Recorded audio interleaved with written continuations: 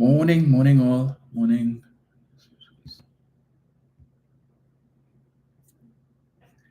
Good morning, Roxanne. Sunday blessings to you. Yes, you're early today.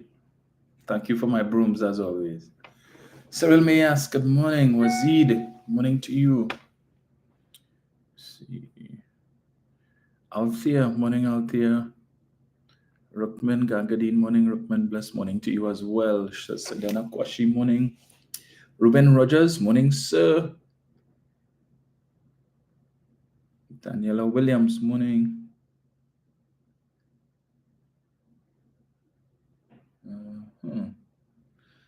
J Dimple 66, morning. Rose, morning.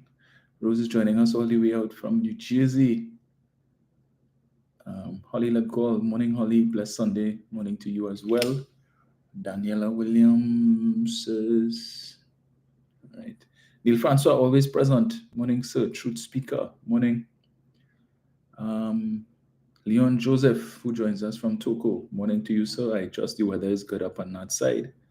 Rude, morning. Larry Macmillan, season's greetings to you as well. Marion Devines. Morning, Marlon Blaze. Morning, sir. Pauline Buckmeyer.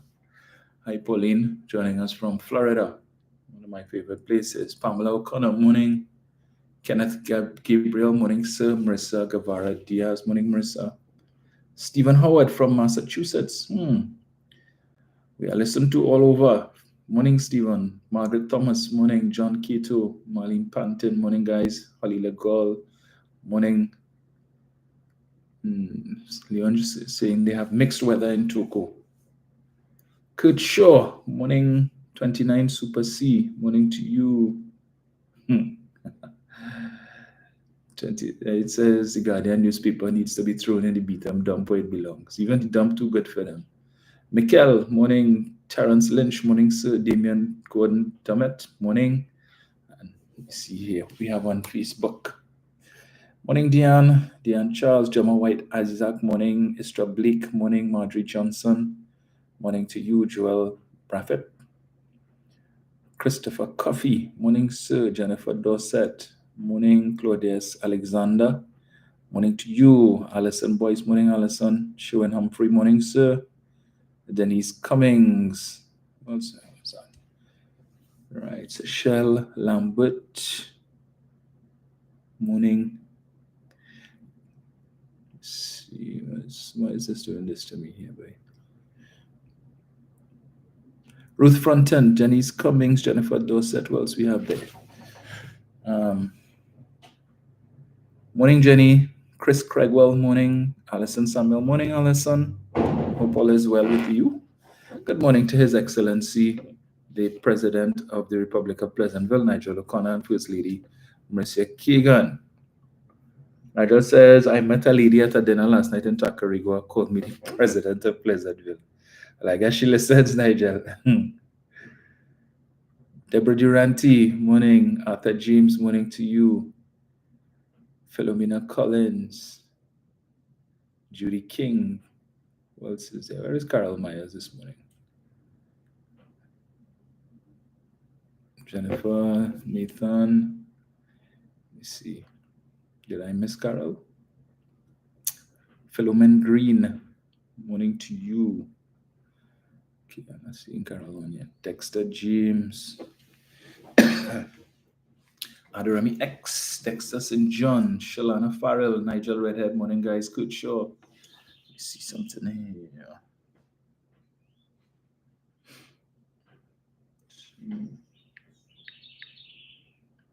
We say good morning to Christina Kamau Lazama, who I believe is celebrating a birthday today. So birthday greetings to you, Christina, one of our ardent listeners. And I hope it's a memorable and enjoyable one. Yes, all is well with me, Alison, even except for the fact that I have a ton of stuff to do between today and tomorrow before I leave on Tuesday. So Roxanne said she missed my South run. Yes, I was in South. Spent a little time there a couple of days ago, Roxanne. Saying that. Right. Let's see what else we have here. Andel George, Gemma Alexander. Morning to all of you. Where is this thing, right? So many things happened in the last week. They really say a day in politics is like a year. Well, a week is like about 10 years. And all of the so-called forces coming together to battle the PNM. The question on my mind, if the PNM is so terrible and is the worst government ever and the country in a mess and the economy in a mess, why is it so difficult to be the PNM? Why the UNC can't do it by themselves? Just asking. Why is it that they need to form these alliances? And Prasad Bisasa is declaring that this new arrangement would be far better than the People's Partnership. Far worse. Let me see. So, I'm going to drink more water. So before I go there, deal with the good news side. Well, somewhat. So I saw where 2 trainees have been appointed directors to the board of Sandals Resorts.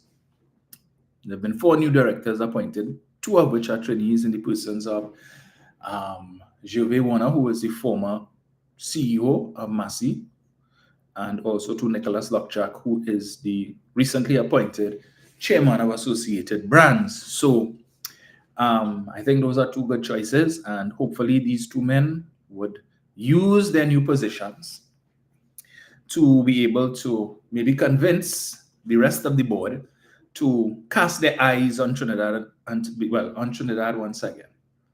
Right? I think this is our most fortuitous opportunity. I don't think that it is happenstance that they would have decided to look to Trinidad to get these 2 men to come and serve on the board, especially given the fact that you had a number of other CARICOM countries from which they could have drawn persons, in particular those countries where they have established Sandals resorts.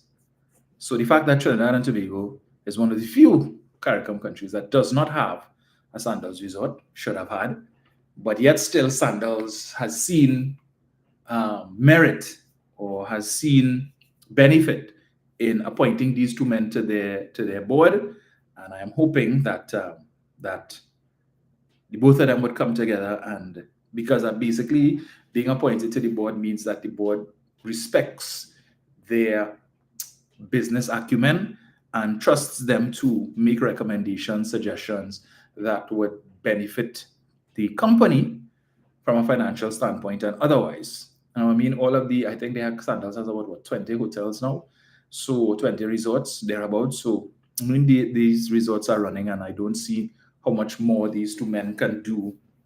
But then you might be surprised. So it's how do you improve on the existing plant? But if it is that you want the company to grow as well, you need to look at expansion. And hopefully, Mr. Warner and Mr. Lockjack would be able to convince the board to once again revisit Trinidad. I wouldn't say Tobago, because with all that has been taking place with Trinidad and Tobago within very recent times, and the fact that the current Tobago administration seems to be hell-bent on objecting to any hotel that the PNM might bring to Tobago, for foolish reasons, of course, I would want to hope that perhaps if Sandals is so inclined to return to Trinidad because Mr. Butch Stewart is no longer around, perhaps Adam might be a little more persuadable, a little more amenable to revisiting that. And it's just for us to see, but I can't think of where they could possibly locate such a resort in Trinidad. I mean, you want something close to the beach. Are they willing to go up Toco side? Is there land up on that side? I don't know. Maybe Leon could tell us possibly a spot up on that side that might be possible, but then the drive. But then again, the drive from Kingston to Montego Bay on a good day with little traffic, I don't really have little traffic there, but normal traffic might be about 2.5 hours. With traffic, 3 hours plus. And I don't think the drive from Piaco Airport to Toco might take that long, right? So, and with the government now constructing the Valencia to Toco highway, that of course is going to improve travel time. So I don't know, maybe they could look up on that side for something. see what could happen. Yeah, but Seychelles is saying we will hear that the PNM paid both men, and because as they always lie and say that the PM, of course they would see that. I wouldn't be surprised at all if they see that, right? But let us hope. I am hopeful that something positive is going to come out of that, and maybe in not too distant future we would hear that Sandals has decided to once again cast their gaze on Trinidad. I said I'm not mentioning Tobago because if we can't even get, they're still fighting the Marriott, far less for Sandals, and then the Bacchanal is going to come out again with the same lies that they did the first time. All right, so.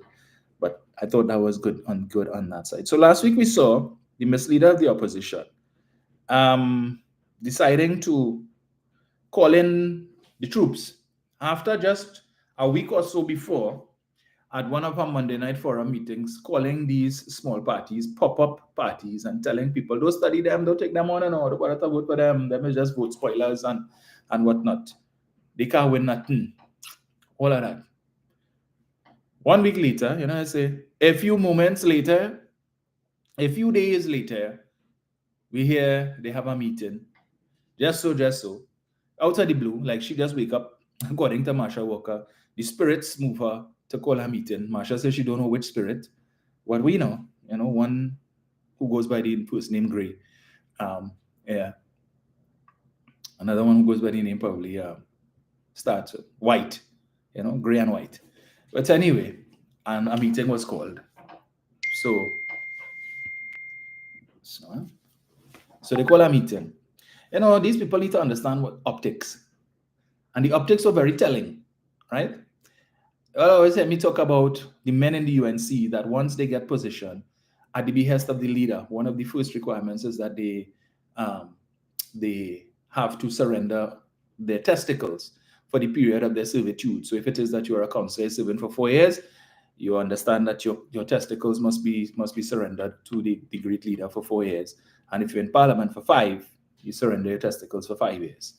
And so these men who are now eunuchs, the likes of Philip Alexander, Ansel Roger, Ozzy Warwick, Shame. Well, he was always there. Gavin Nicholas, neither here nor there, waste that time. Kurt Sinnott of the Congress of the People, which has been renamed the Congress of the Person, so named by the same UNC whose leader called them, right? So there's a husband party, Congress, there's a one-man party. So she summoned all of them to the headquarters. As I was making the point about optics, a meeting of that nature should not have been held at the UNC's headquarters, right? Because if this is supposed to be an alliance, it's supposed to be a partnership, it's a coming together of a number of different entities, respecting the fact that the OWTU has a headquarters. I think PEP has a headquarters somewhere in St. Joseph or somewhere around there, because their leader is supposed to be contesting the St. Joseph seat. Well, the NTA was not invited, and Gary Griffith said he and his party intend to drink their water and mind their business, and they will not be participating in any alliance. So we'll see how that develops. Also, the Patriotic Front, led by Michaela Pandey, it seems, was not invited. Hopeless, that party that is led by Timothy Hammersmith with Karen Dunasti-Shera as a deputy political leader. Mr. Hammersmith said that he was unable to attend, if only because he only found out mere minutes about the meeting. Mere minutes before the meeting took place is when he found out, and of course it was too late for him to be able to attend. But as Asata has been wasted time. Imagine Roger running on the UNC, and you have your movement has a political party called the MSJ, the Movement for Social Justice. And rather than you focus your efforts on building that party, instead you realize that it's a dead horse, a waste of time, it ain't going nowhere, it was always a non-starter. And so you're trying to throw a lot in with the UNC and hoping Kamala could pull off a Donald Trump. Right? She's espousing Trump's policies, espousing Trump's positions and stuff, and feel that could work here. And so all of these eunuchs, because of course, I suppose she tell them, like, just leave all the testicles by the door before you come inside, Yeah? Because there's no machismo inside there. I is the boss. You come inside here, you're in my space. It's UNC headquarters. Now I was making the point that meeting should have been held somewhere else, not in the UNC headquarters, because neutral space. So the fact that all of these men took time out of their busy schedules on such short notice to run up to Shogunas to meet with Prasad Bisesa to discuss possible alliance and, where they have common ground and all of that, to me is very telling. So it says if it is that they somehow managed to put together a coalition like they did in 2010, which is what she's trying to do now. And as she says, she expects this one to be more successful because they have more time to work out their differences and come to common ground, as opposed to 2010 when it was a rush thing and the Faizabad Accord. Right? And maybe she's saying that is why the partnership didn't last, that you had certain entities pulling out, MSJ first of all, and then, so. But as Dr. Ali says, the PNM has a responsibility to protect the country from this band of marauders. We saw some time ago, they've gone from the Trini Avengers to the Trini Scavengers. That's what it is, a pickup side. Pickup side, hoping for a Kobo sweat. What Roger expects to get from it, maybe he's hoping to repeat what Errol McLeod did, perhaps be appointed Minister of Labour. And you're going to sit down in Parliament for 5 years, you do nothing. You get a Kobo sweat as Prime Minister, to kind of mama guy, so that you wouldn't be frustrated and pull out of the arrangement. So she'll give you an opportunity to do a little 10 days in the Prime Minister office. And you're happy with that because you get a note, whatever it is, they give you the notification from the President, so you could frame it to say, well, hey, I once acted as Prime Minister, so when they're out of office and he in a wheelchair, how many years from now, and he's too old to do anything, and he finally decided to give up leadership of OWTU, that he could sit down in his rocking chair and watch and tell his grandchildren that he acted as Prime Minister. These are the things that these guys running on. Philip Alexander, well, that counterfeit 1%, that wannabe Syrian, really and truly, for him is all about power, right? Philip will fix it. You have a whole political party. Last general election, you're boasting all that thing. You contest 20-something seats. You ain't win one. Right? Everyone already lost all the deposit. You come back again, and now you're casting your lots with Prasad Bisesa. But let me get this here. So he posted, I need to read this, right? Just to demonstrate for you. They're not even in power, but the kind of things that they're proud to post up, right? Let me get this here.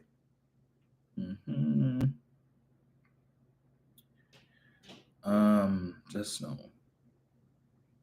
Where is it? Ooh, is this still there? Yes. Stuck in traffic on the Beetham yesterday. I half jokingly asked a police passing by on the shoulder to help me get to the UNC headquarters for an emergency meeting. The two officers, clearly recognizing me, laughed and drove on. Half jokingly. So half was a joke and half was serious. And why did he think that the police would take him serious and give him an escort to UNC headquarters so that he could meet with Prasad Bisesa? He goes on to say, a couple minutes later, crawling in traffic, I pulled up to them again, and the driver asked me if we were joining up to get rid of Rowley. I answered that was the plan. He turned his lights on and said, follow me, and led me straight through the traffic.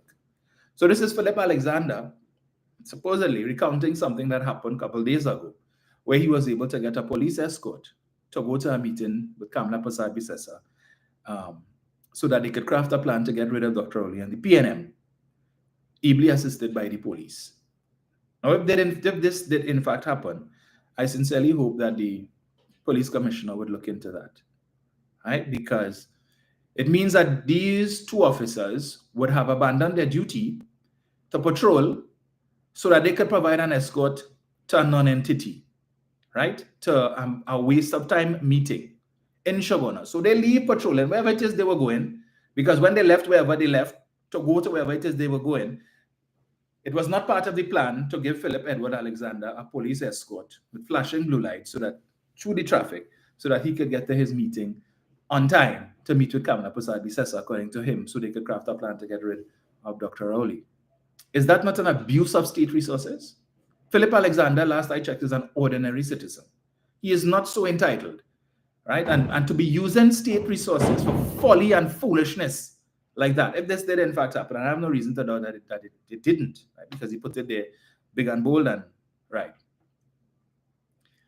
Now, I recall Gary Griffith talking about them having GPS and police vehicles and stuff so that if police officers go where they're not supposed to go and they are assigned to a certain area and then they go out to the area, you could take note of that. So that these two officers hopefully can be identified and could give account to the police commissioner or whoever is their direct superior as to why it is they saw it fit to use a police vehicle when they're on duty, and their duty is not to provide police escort to an ordinary citizen, right? You have ambassadors in this country, high commissioners, some other countries who do not have police escort. So what makes Philip Edward Alexander so special? That two police officers decided, well, we don't like Rowley. And he went on a meeting with Kamala. Let her wait. If it is he know that the meeting was starting at a certain time, then he should have left wherever it is he came from early. Leave an hour or two because you know that there is traffic around that time. You know there's an issue with respect to traffic heading central because of the roadworks that are taking place. Leave on time. But you leave late, right? You encounter your traffic.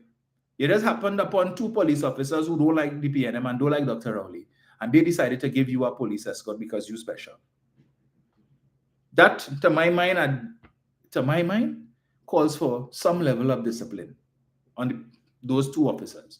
Whether it is they're suspended, they're reprimanded, or whatever it is, but that is nonsense. Because the other citizens who had to sit and endure the traffic, some of them who knows they perhaps were going to more important business than Philip Edward Alexander. So anybody could do that now then. Anybody could do that. You're in a hurry to go somewhere, you're running late, you see a police car on the highway right next to you, say, hey, officer, I'm going so and so, you can give me a police escort? Would they tell you no? Why? So Philip Alexander, better, he's more special than everybody else? You see, this is the level of dotishness that has taken place in this country, you know. But all they're quick to blame the police, blame the Minister of National Security. So if it is them patrolling in that area, and let's say that there was some crime taking place, and they could have been first on the scene to intervene, to stop a robbery or intercept a vehicle where some criminal might have been on the run having committed a crime. They can't do that because if the crime took place in close to wherever it is, Alexander, close to the B-town, right? So let's say something had happened in San Juan and they could have responded. You can't do that when it is that you in Shogunas, when you escorting Philip Edward Alexander to go to a waste of time meeting in Shogunas, when you should be on patrol on the highway to be able to intercept and treat with this. Where is the reprimand? He is proud to post that up on his Facebook page as if that is something good, something that should be applauded. Rubbish. And I'm saying to you, if it is that he has no power now and is able to do things like that, to abuse state resources for foolishness, imagine if the good citizens of this country put God out of their collective thoughts, play smart and play fast and loose with their vote next year, and put these people in office, and he is part of government. This same one who always talking about 1% privilege and who the government is give this and give that and 1% and just get this and get that. You should be ashamed to publish that. But you know what? Let me see how much people shared that. 62 people shared that. He gets 726 likes. 726 people found that was a good thing. Something to be applauded. But they always talk about it, that they're fighting crime much. They only stopping people on the highway to give people ticket for tint, and they want to be giving people ticket for speeding and so on, and they're studying to run down the criminals and them. Yeah, but apprehending lawbreakers like that, because breaking the law is breaking the law. Whether it is that you broke the law by running a red light, you broke the law because you're speeding, you broke the law because you don't have insurance and whatnot, it's the same thing. But these 700 and something people here, and these 62 persons who decided to share that and figure that was worthy of being shared, it's the same people who will chastise the police for doing the work that they actually getting paid to do. I am not aware that any police officer getting paid to provide escort services to Philip Alexander, so he could come on social media and boast about that. It speaks volumes. I will say that, right? It speaks volumes. You're not in power, and you want to abuse state resources. So imagine when he reach inside it. Should he reach inside it, God forbid. I see that my good friend, and I will call him my good friend, I still consider him my good friend, Wendell Eversley, who always says, PNM is the problem, UNC is not the solution. But in the announcement of this meeting last week, I see my good friend, Mr. Eversley, has posted 22 hours ago on his Facebook page. As an executive member of the Congress of the People, I will be proposing to our NATEX today the formation of a grand alliance that ensures equity and respect for all players. No one party should control the alliance, as there must be mutual respect for all as we all serve together. Kalami shout. PNM is the problem. UNC is not the solution. Wendell sat with me on my program on CNC3 and told me a lot of things. And all those of you who would have viewed. So it was not like things were, well, there are certain things that were said off camera as well. Right? As to why Kamala Persad-Bissessar should never return to this country as Prime Minister ever. He said it on air, off air. Not just on my platform. He has written things, he has protested and said a lot about the UNC, about Kamala Persad-Bissessar. So I am very surprised and taken aback to see that my good friend Wendell is inclined to such an alliance, led by Kamala Persad-Bissessar, and saying no one party should control the alliance. Wendell, you're my friend, but oh boy, you're playing smart with foolishness. Because at the end of the day, even though it's an alliance, you need to have one leader, right? One person who will be responsible for bringing all the parties together. And the person who has initiated that is Kamala Persad-Bissessar. And she would be the leader of the largest entity in this alliance, this grand alliance, right? So are you telling me that after, for the last 10 years and before that, telling us why the UNC is no good, why Kamala Persad-Bissessar is no good, that you are willing to capitulate, right, to form this grand alliance? And he says he will be proposing, I will be proposing to our NATEX today, which would have been yesterday, I think, the formation of a grand alliance that ensures equity and respect of all players. So are you saying that in the first incarnation, there was not a call for respect? Right? The UNC will use all here and spit all here out. Not that the Congress of the People, you see, the Congress of the People played a significant role in 2010. Because back then, they still had some weight. Back then, persons were seeing the Congress of the People as a potential real third force. A real third force. They're saying you have PNM and you have UNC. But if I have to vote for another entity, I could look at the Congress of the People. Why? Because they looked at the persons who made up the Congress of the People at that time. They looked at people like Winston Dukaran, a man who at the time appeared to have some level of integrity.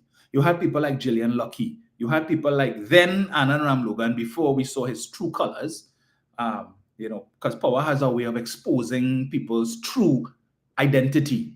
But back then, he was a respected attorney who was winning real cases, and people say, yeah, that is man. You see, people like that. You had people like Vernon Dilemma. You had people like Timothy Hamill-Smith. And all of these guys who have established themselves nationally, and persons saw them as being clean, and they were able to sanitize that unholy alliance. And so a lot of the votes that they got in 2010 lends itself to persons having faith in the Congress of the People, and the belief that such persons of integrity would have been able to temper any efforts by those who belong to the UNC faction to thief. That didn't happen, right? As soon as they came into office and the treasury door open, was every thief for himself and the devil take the hindmost, right? Man run in there with Mack truck and all kind of thing to thief. The Congress of the People today no longer has those persons, right? If you ask who is in the Congress of the People now, you have Kurtz in it, and you have Wendell Eversley. Who else? Anybody of note? No. So they're really not bringing anything to the table this time. So I don't know who is this NATEX, and you're even calling it NATEX. That's what the UNC is called their leadership, NATEX. You all calling yours that too? Come now, man, Wendell. I expected better from you. You who have that is Wendell's mantra. Harvey Boris's mantra is, I love my country. Wendell's mantra is the PNM is the problem, but the UNC is not the solution. But all of a sudden, you're willing to give the UNC another chance? You, Wendell, who have been championing this cause with the EMBD and Munilal and filing his defense. That is one of the issues that you have kept on the front burner, Wendell. What's going on? I don't understand. Right? You would have told us some of your experiences during the partnership, and the things that were told to you and things that you heard, and now you come in to tell me that you're willing to capitulate and bend a knee? What the hell going on with Somalia? Well, it can't be serious. Really? I'm disappointed in Wendell. I expected better from him. But then again, I've seen some recent happenings that has me concerned, right? Certain utterances coming from him and the like.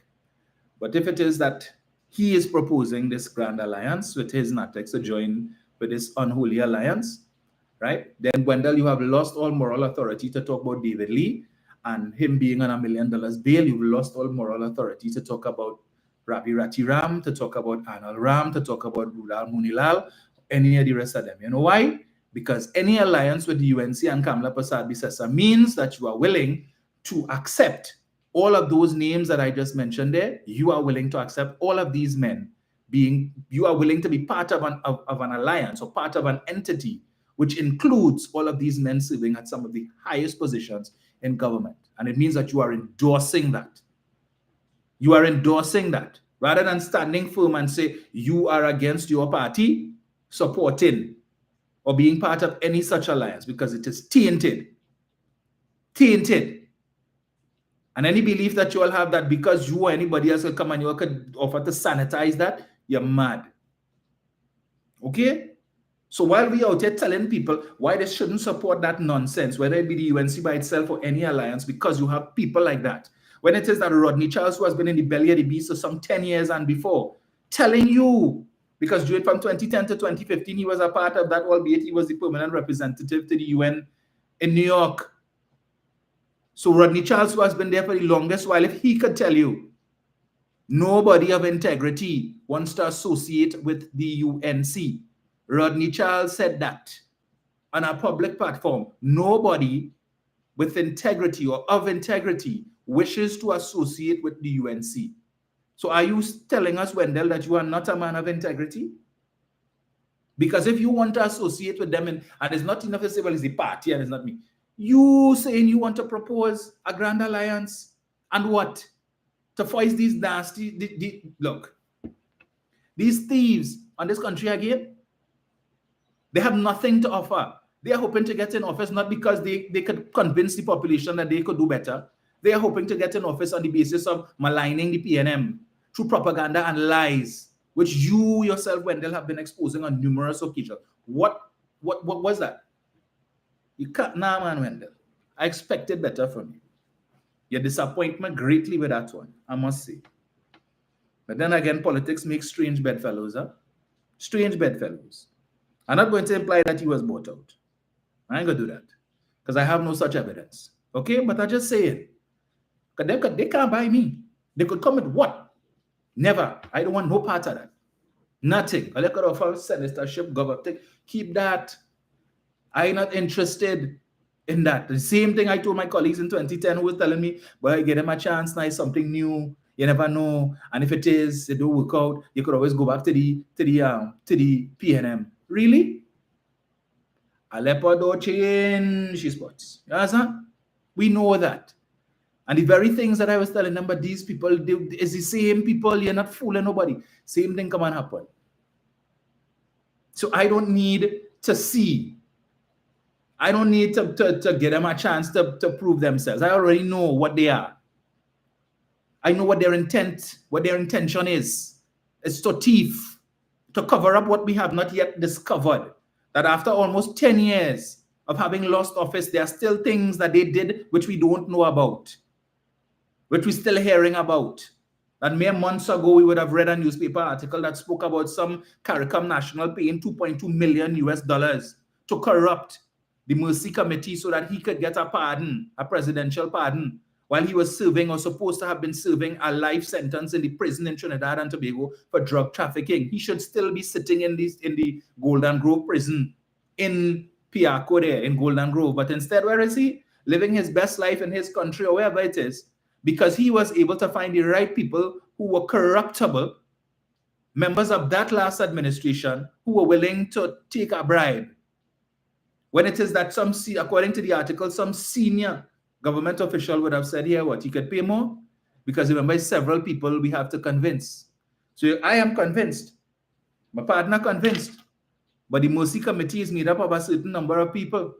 And in order to get them to vote favorably, we may need to give them a little incentive, a little something, and up the ante to 2.2 million US dollars was paid. And today, this man who should be rotting in a Trinidad prison for drug trafficking is free as a bird. That's the type of people you want to associate yourself with, Wendell? People who took this country's exchequer account from 10 billion in overdraft to 33 billion in permanent overdraft. That's who you want to associate yourself with? You have a man like Munilal who has the audacity and the temerity to ask question of Stuart Young and wants Stuart Young to give account of all his trips to Venezuela from 2021 come forward. And yet still, 1 year later, he is yet to give account or answer to Camille Robinson Regis with respect to the $800 million in housing that cannot be located, that should have been constructed when he was Minister of Housing. 1 year later, that Camille Robinson Regis has raised this matter in the Parliament. It is on Hansard for posterity, and he has not seen it fit to answer to that, to deny it, nor has his leader seen it fit to do so. Or the person who was in charge, who now sits in the Senate, the person who was in charge of the HGC at that time, Jolene John, who now sits as a senator, not one of them has seen it fit to come out and deny and say that is not true. They are not concerned about how the impact that something like that could have on their electoral chances. You know why they're not concerned? Because the media didn't see it fit to make that an issue. Didn't see it fit to make that an issue. So one newspaper published it as a front page, and that was the end of that. There was no follow-up. Not like the special investigative story that they did in today's Guardian to talk about Alan Warner being one of the suppliers of concrete for the airport in Tobago. That's a big investigative story. Long story, basic paragraphs, especially so they take time to go and investigate, and then they give you a whole rehash about Dr. Rowley and how he buy a house in Inez Gate from Warner and he get a discount, all that sort of blah blah. To talk about what? So what? Because Alan Warner is a friend of the Prime Minister, that precludes him from being able to bid on contracts. The Prime Minister had no involvement in awarding contracts for the airport. If it is that Mr. Warner has the facilities in Tobago, he has a stockpile in Tobago, he has the equipment and so on to be able to provide. What do you want them to do? Send up trucks from Trinidad, look for a Trinidadian contractor because Mr. Warner is a friend of Dr. Rowley? So we can't have that. So what do? We incur additional cost. You already have the UNC talking about cost overruns on the airport. So if we want to bypass Mr. Warner because he has a relationship with Dr. Rowley, so we come to Trinidad instead. And how we get in the cement from Trinidad to Tobago? That's not an additional cost. Because aside from what you're paying for the cement, the trucks have to come up on the boat. And talk about delays. Because when it is a truck could leave Mr. Warner's stockpile and within minutes make its way to the airport, you have to wait for these trucks now to load up and then to get onto the Cabo Star. And then how many hours it taken for the Cabo Star to get to Tobago, and then for them to clear the port and then to reach up there. When it is in that period of time, you could have had how many trucks on Mr. Warner's stockpile that is just right around the corner coming and providing this is the level of idiocy. They so want to publish a dirty story where there is no there. But they realize the cost overrun thing hasn't really gotten the legs that they were hoping for. Right? So they're looking for something else now to imply that there was some sort of collusion or conflict of interest or something like that, or some kickback with respect to Warner getting that job. File a Freedom of Information request, but then there's a private company, so Warner don't have to disclose nothing. But this is the depths to which journalism has sunk in this country, right? What should have been a front page in today's Guardian should have been the fact that the government opened the latest cancer center in South India, what was formerly the Augustus Long Hospital, which was the Petrotrin Hospital. It's today a cancer center. So we have yet another facility in Trinidad and Tobago. Now I recall the minister some time ago had indicated that they were going to convert the Augustus Long Hospital into the National Oncology Center, something that Prasad Bisesa has been promising that put her back in office and she will complete it. But it's the same thing they said in 2010. When they were coming into office, that the National Oncology Center by Mount Hope Hospital there that had started under the Manning administration installed, that they would complete it, and they did not. So why are we to believe that you would do it in the second term, should you get a second term? But that is what should be front page, highlighting the fact that cancer patients who have had challenges, especially those living in south and further regions, who have to go all the way to St. James to get treatment, now no longer need to go that far. Right? They could go right there, the Augustus Long Hospital in is it Pointe-à-Pitre or somewhere there, and they could get the treatment. State-of-the-art equipment, a $1.5 million US piece of equipment was purchased. When it is that NGC, I think, would have donated additional equipment and so on, and these people, the fully duns, had a problem with that. Complaining at times, NGC, I go think NGC and what? And as NGC boy or Phoenix Park, one of them, I think had donated some stuff recently, some 10 million US worth of equipment and so on. But at the end of the day, cancer patients now have a second choice. So we can now accommodate, the state sector can now accommodate more persons, more cancer patients. And as we know, cancer is a leading cause of death in Trinidad and Tobago. Today, you have an increase in the number of persons who are being diagnosed. So that is good news. That is what should have been making the front page. But no, instead, you want to post up bacchanal, where there is no there. Make allegations, because you know what? Even if there is nothing there, there is nothing untoward. You just need to publish it so that the fully done who support that other party will run with that. You see, Rowley partner get big contractor for concrete in the airport. And you see, and that's all it is. Rowley party helping out the partner, and then they get the partner, they get one a special license and so on. That's what it was for. That is what journalism passes for journalism in this country, right? No wonder why propaganda spreading so quick and so easily.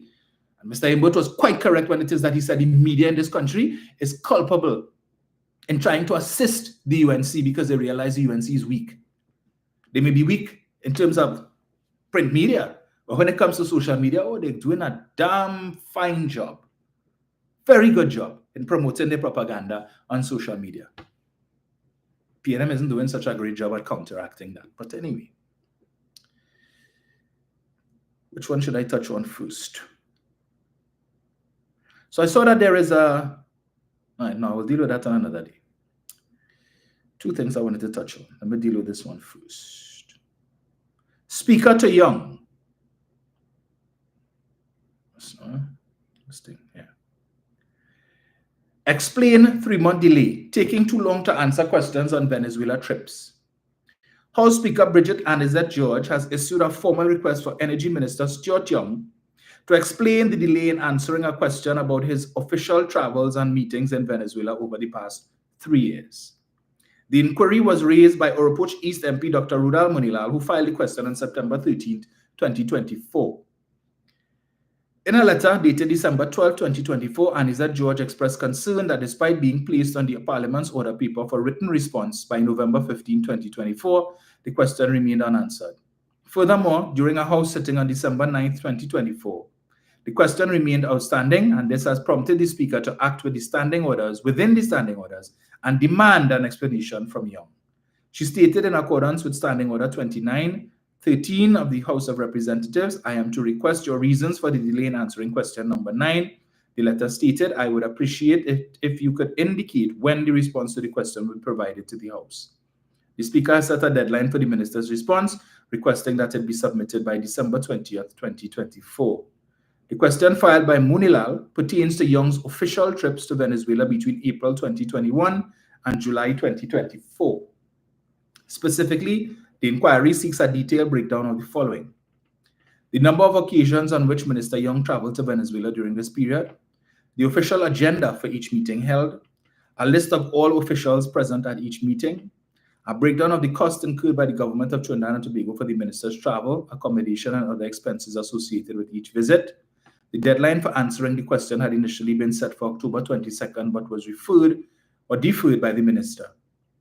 Contacted yesterday, Munilal told the Express that this continued delay has raised questions about accountability and transparency regarding the minister's international engagements. This also suggests that the PNM Maduro nexus is secretive and clandestine.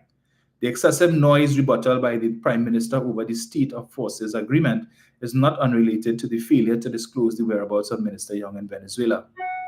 Munilal said the Speaker's letter underscores the importance of providing timely and comprehensive answers to parliamentary inquiries, especially when they pertain to matters of public expenditure and official duties.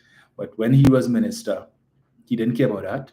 He wanted to talk about timely and comprehensive answers to parliamentary inquiries, especially when they pertain to matters of public expenditure. Well, as a member of the public, Rudal Munilal, I would like you, please, to tell us where that $800 million in missing housing went to. I am concerned about public expenditure because I pay a lot of money in taxes. A lot more than some of the fully dunce who are always talking about taxpayers' money and taxpayers' money. And I, as a taxpayer, demand that you or your leader or the person who was in charge of the HDC account for that missing $800 million and tell us the $180 million loan that you all took from NLCB. What was that for? We're talking about 8 plus 180. That's almost $1 billion unaccounted for. So when you want to talk about public expenditure, I, as a citizen and as a taxpayer, would like you to answer that. And to the UNC trolls on YouTube, maybe you all could ask Mr. Munilal, who you so revere, the lion of Oropuch. Now, you know, lion for me. A liar from Oropuch, yes. Right? But as far as I'm concerned, he ain't no lion. He's a pussycat. A kitten from Oropuch. Please, tell us. Tell us where that money went. Just asking.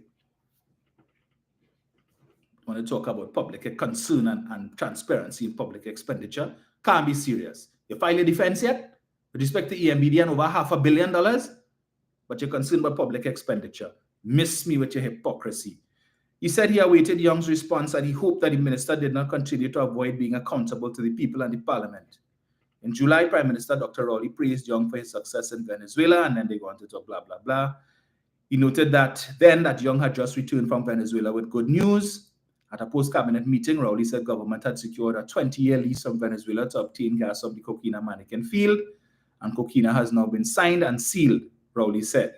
He said that this meant that Trinidad and Tobago now had two substantial fields, the Laura and Manatee field, proven gas available to ensure that we have a future in keeping Point Lisas at an operational level and keeping the country in the hydrocarbon business.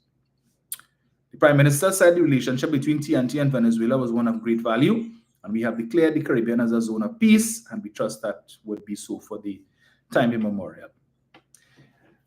What is Rudal Munilal's real motive, right? It has nothing to do with transparency and all of that and in respect to public expenditure. You're rubbish. Because Mr. Young going to Venezuela, which is right there, sure, it ain't costing taxpayers that much money, whether it be airfare or accommodation. It's not costing that much money. But you see, they want to continue the vendetta against Mr. Maduro and his administration, right? Because in the same period, because this period that he's asking for is more or less the period when Stuart Young, so he wants, when Stuart Young became Minister of Energy. But it's interesting that he is only interested in Mr. Young's travels to Venezuela, but he's not asking any questions, similar questions about Mr. Young's travels to Washington, D.C. Because Dr. Rowley spoke to us some time ago about Mr. Young's, what was the term Dr. Rowley used, boy? Shuttle work between Port of Spain, Washington, Caracas, right? And whole triangular movement there, right? Dr. Rowley has spoken about that. So there is, if you want the information on Venezuela and who Young spoke to in Venezuela and you want the agenda and who were the officials present, why aren't you asking for similar information about Mr. Young's trips to Washington, which would have cost more money than the trips to Venezuela?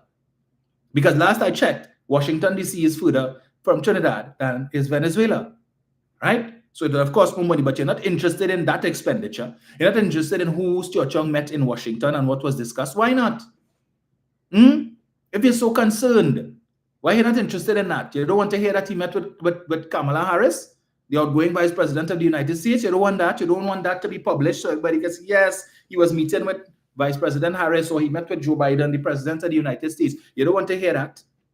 You're not interested in those details and what was discussed and who were the other high-ranking officials in the U.S. government who would have been present at those meetings. You're not interested in that. You don't want the population to know about that, which your leader Your beloved leader was never able to accomplish. The one time she rubbed shoulders with Joe Biden was when he came here in 2012 as she was prime minister, and he had to put a buff on her. Right? Otherwise, so that she can't claim, she has nothing, no claim to fame with respect to anything that she would have accomplished in dealing with the US government. She got a buff from the Vice President of the United States for nonsense that she would have spoken about with respect to national security.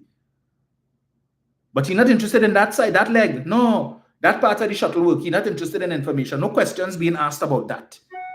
But you want to know what happened in Venezuela, where Mr. Young was able to secure not one, but two long-term contracts, 30-year lease for Dragon and 20 years for Coquina Mannequin. And further discussions taking place with respect to what could happen with Loran. The Loran field, which has some 7.3 trillion cubic feet of gas. And Manatee, 2.7. So between Loran and Manatee, that is 10 trillion cubic feet of gas. You know what Trinidad's current proven natural gas reserves? 11.2. So it means that one field alone, Loran, Manatee alone, would double Trinidad and Tobago. Well, they don't belong to us. The Manatee belongs to us, 2.7. So I imagine that'll probably be part of the 11. But there you go. And then when we add Dragon to that, which is I think 4-point-something trillion cubic feet of gas, something that Kevin Ramnarine was never able to accomplish. Hence the reason he only, when you go on his Facebook page, all he posts is rubbish. But all the positive things that Stuart Young has been posting, the fabricating of the rigs, the offshore rigs at Tofco and so on, and seeing that 2 of these platforms have already been launched and whatnot, and are in the process of being installed out in the open ocean, so that we could start the process of monetizing the gas. He ain't sharing those articles though. No. But this article, Young must answer. He was happy to post that yesterday with the caption, Silencio.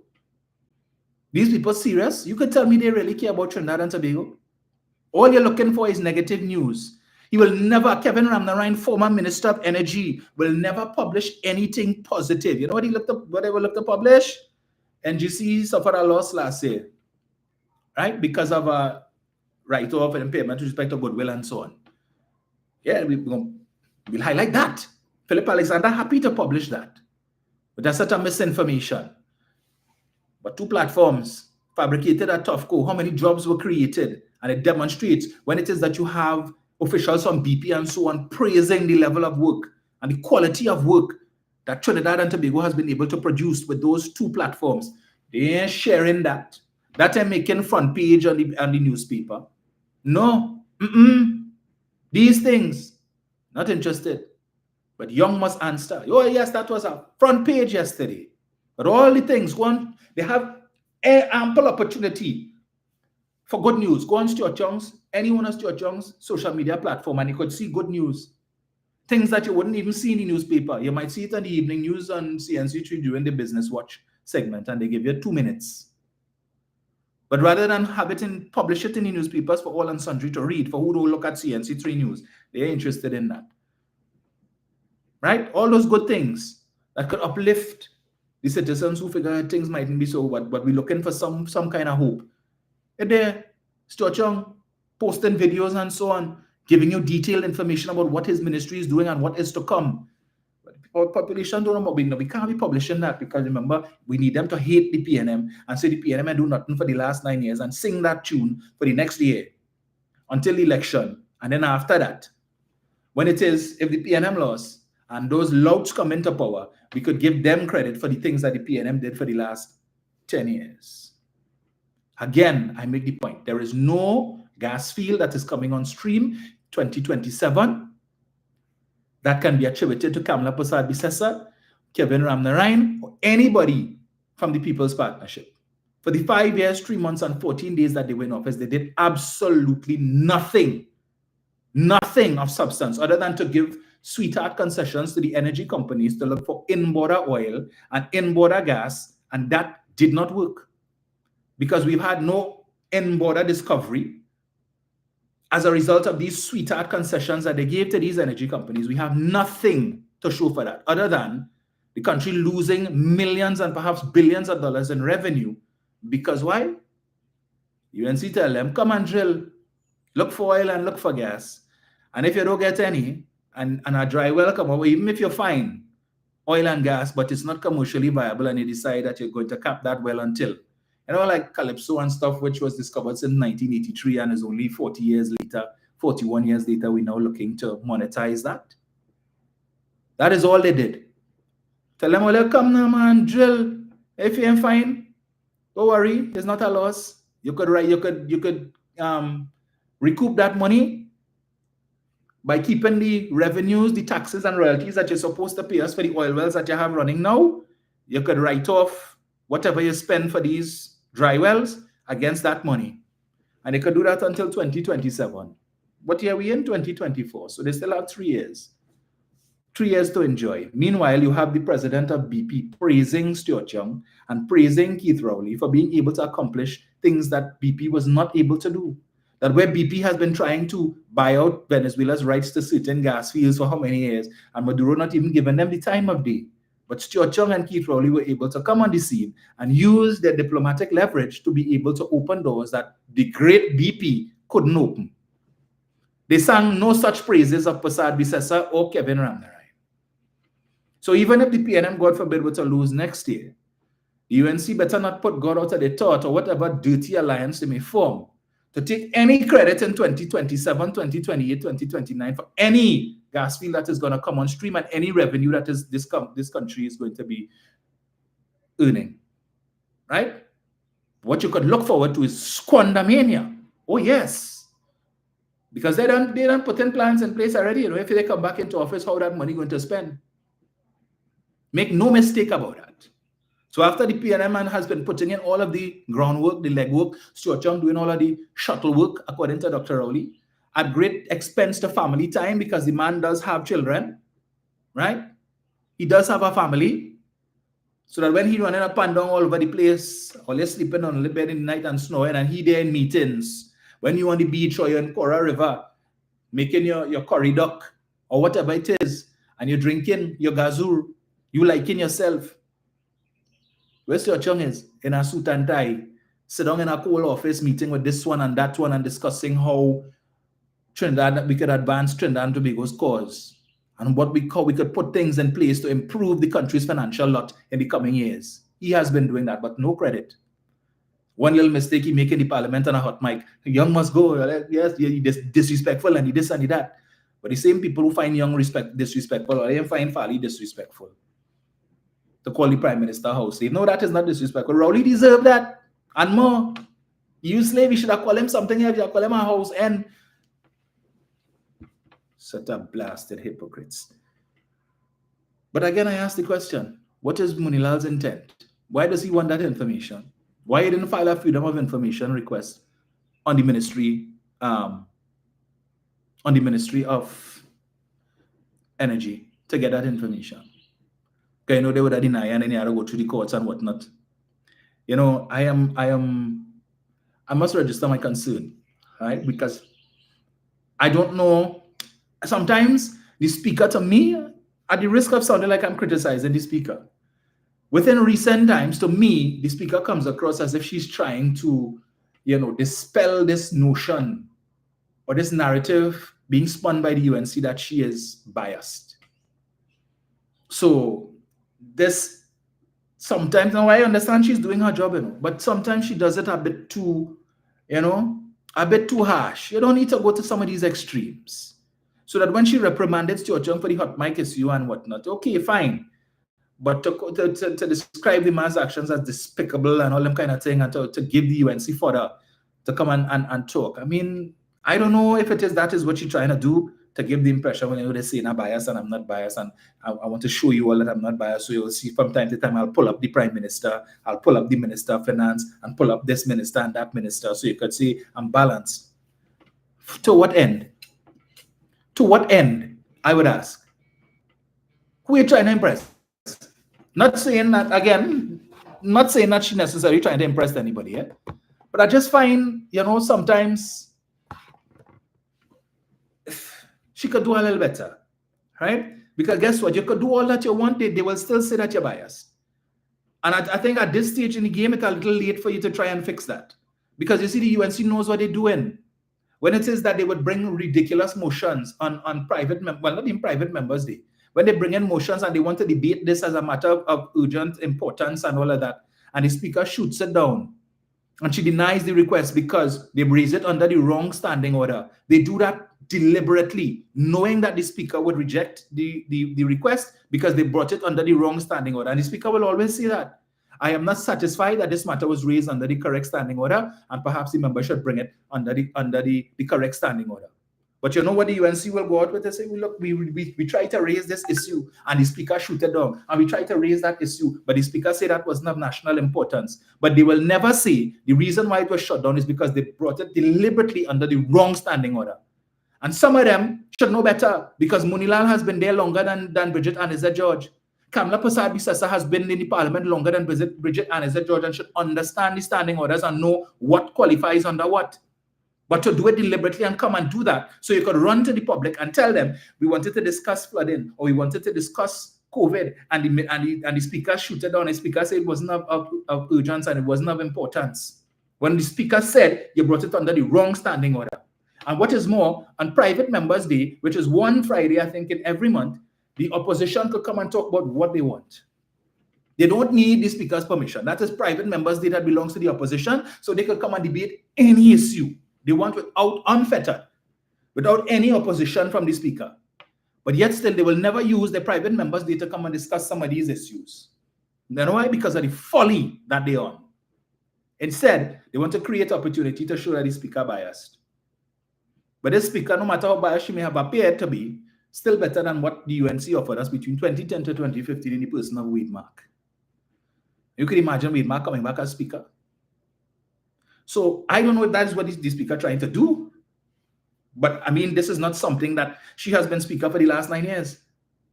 So there is opportunity to compare and contrast. And we are certainly seeing a difference in how she deals with members of government now, or at least in the last couple of years, as opposed to how she would have done it prior. I don't know, as I said, if it is she's trying to dust off this perception that she's biased towards the government, but the government put you there. To hell with the UNC. You feel if they win next year and they put their speaker care about perception of being biased? No. They will rake the PNM over the coals. But without let or hindrance. So why you concerned about them? If they want to say that you're biased, so be it. It's not as if it is they were to win next year, they're going to say, well, okay, well, you know, the speaker had buffed up the prime minister and she buffed up the minister, so we should put her back. They've already said a whole set of nasty things about you already. So if it is the PNM loses next, so you go on back to private practice as an attorney. Come now, man. Better than that. This thing about... And how did the media get that anyway? Right? Is it the speaker... Well, I don't think the speaker would have sent a letter to the media to say, well, I'm going and reprimand Stuart Young. But these leaks are cause for concern. Whether it be cabinet or otherwise, it is ridiculous. And everybody with their ulterior motives, it seems, or who want to do it. What is all they really doing? Whose side are they playing for? You can't have people out here every bloody day coming to talk about this and exposing these people as the frauds that they are. And then you have people on the inside, it seems, who leaking stuff and sabotaging the good work that is being done by those of us who we are not compensated for doing this. We make the point this is a labor of love. But how the hell are they expect to win when it is you have people alleged to be doing these things? That could never be right. That is why Shamfa Kojo said it. It's only the PNM does mash up PNM. The only way PNM could lose an election is when PNM people cause that. Same thing in 2010. Oliver Exit Manning, we ain't voting for the PNM. We're going and vote for the UNC, People's Partnership. How did that turn out? And when it is that I am seeing people, I saw a gentleman from Maruga. I was surprised to see him. I don't know if it is he listening, but I couldn't care less. Very surprised. This is somebody that I spoke to. He called me some time ago. I think it was, when was it, boy? I think it would have been probably in the lead up to the local election or something, or when I was on Synergy, and I was looking to interview one of the candidates or a couple candidates from down on that side. In fact, the individual called me and invited me to come down to their constituency meeting, right? Where they were installing the new constituency executive and all these kind of things. So imagine my surprise when it is that I see this individual is now in the camp of the UNC and criticizing PNM on social media. I'm like, what really going on there? So I had to reach out to somebody who I know knows him very well to ask them what the hell went on there. Only to be told, well, you know, it's another one of the suffering from a chronic case of didn't get what you were hoping to get, and so what? You're going across to the UNC? All these years, you're supporting the PNM. Why? Because you were of the view that the PNM was the best option. And all of a sudden, just so you wake up one morning and decide, you know what, you're going to cast all of that aside and join the UNC? The UNC? Really? Somehow you're not right in all head. Me, never get me to do that. I'd rather walk away from the politics altogether. But I will never support that UNC. Whether it's in the current incarnation or whatever other incarnation they could come with. Because I know that things that Jack Warner would have told us when I was in ILP, I can't talk anything here. I wish I could. Right? This is not the forum for that. I have plenty of things when we have a meeting, we sitting down, all fours line, and you hear Jack talking about all the things that happen and whatnot, and all of these different things that the public don't know. I could ever support that. Miss me with that. You see, that's when you're looking for things. Anyway. So the Prime Minister had cause last week to chastise a daily newspaper, the Newsday, for misrepresentation of, let me see if I get it here. Let the Prime Minister speak for himself, right? She died. All right, I need to put that to charge. All right, let me get this here. Give me 1 second.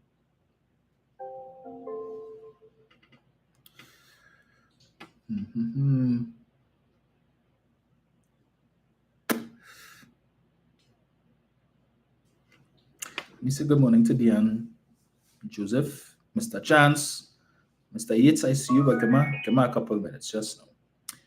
Let me get this here. Where is it? Rolly.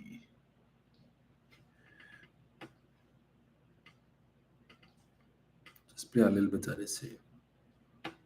Action that we've taken with the head of Southcom, Admiral Halsey, and it's about us creating an environment where the United States can place troops in Trinidad and Tobago to respond to instability in Venezuela. Whoever did this is not acting in the interests of the people of Trinidad and Tobago. And let me tell you why. I am so disturbed about this. You will recall, not too long ago,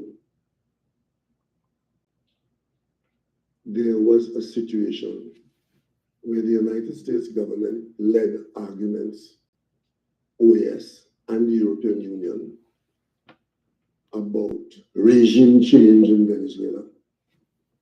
And it got very heated, and it got to the point where people were expecting physical action. The European Union had given Maduro 8 days to leave office. The Canadians had said to us in CARICOM, time for talk over. And our question was, time for what now? And of course, the United States had its view on Venezuela and the details. You carried it in your media, you know all about it. How did Trinidad and Tobago react to that situation? Trinidad and Tobago, as a leader in CARICOM on that matter, took a leadership role to preserve the Caribbean as a zone of peace. And we headed to New York. The Prime Minister of Barbados and myself, we went to the office of the Secretary General of the United Nations to take a different position on the Venezuelan issue. We didn't stop there. We, again, Trinidad and Tobago, and this time the larger CARICOM, we went to Uruguay and took part in generating the Montevideo Accord, which was meant to prevent any instance of the breach of the peace in the Caribbean, supported by Mexico and Norway. all along, Trinidad and Tobago had a leadership role in that matter. And every stage of the game, you all in the media knew what your country's position was. You knew what the dangers were. You know what we were fighting off. You know what the successes were and what the failures were. I made my first visit to the UN General Assembly and spoke of Trinidad and Tobago's position on this matter. So the media in Trinidad and Tobago, you know our position. Why then would you convert that firm stand of your country to create a situation? What has changed to cause Trinidad and Tobago to be a platform for foreign troops on its territory in response to a Venezuelan situation? When in fact, only days ago, the Trinidad and Tobago minister in the office of the Prime Minister was in Caracas, talking to the Venezuelan leadership, as we talk to them all the time, and the Americans and others, because I was in Barbados talking to the American leadership.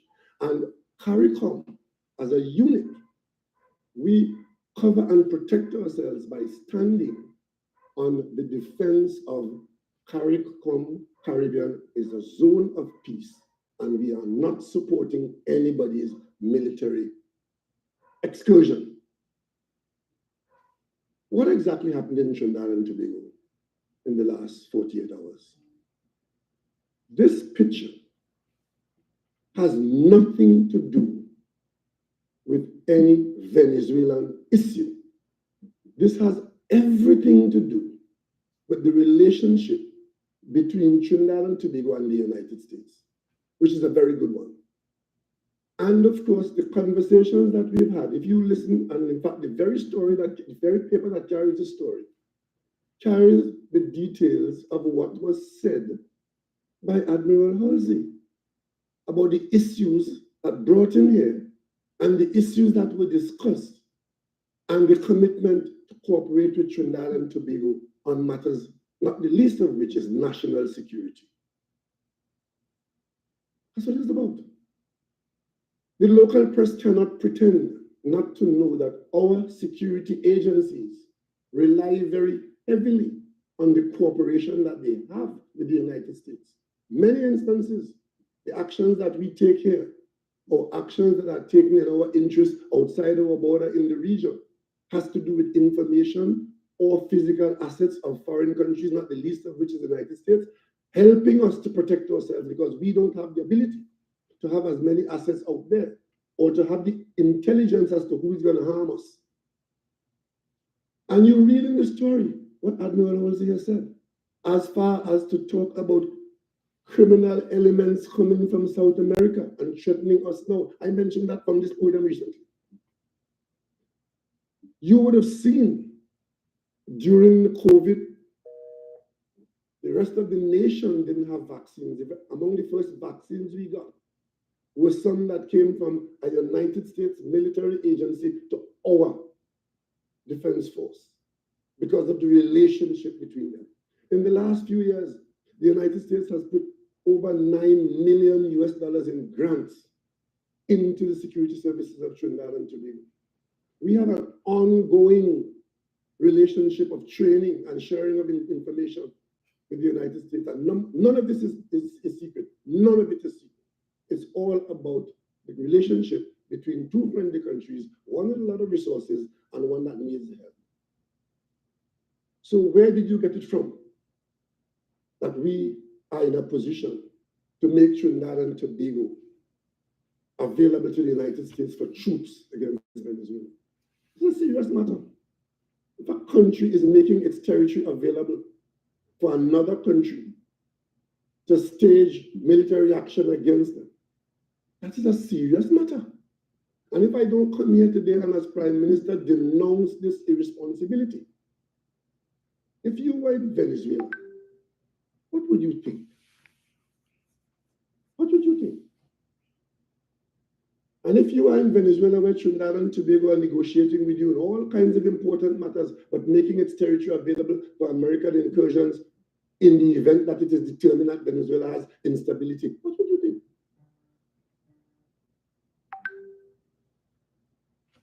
overview, who would like our initiatives to bear no fruit and to come to naught, but this is going too far.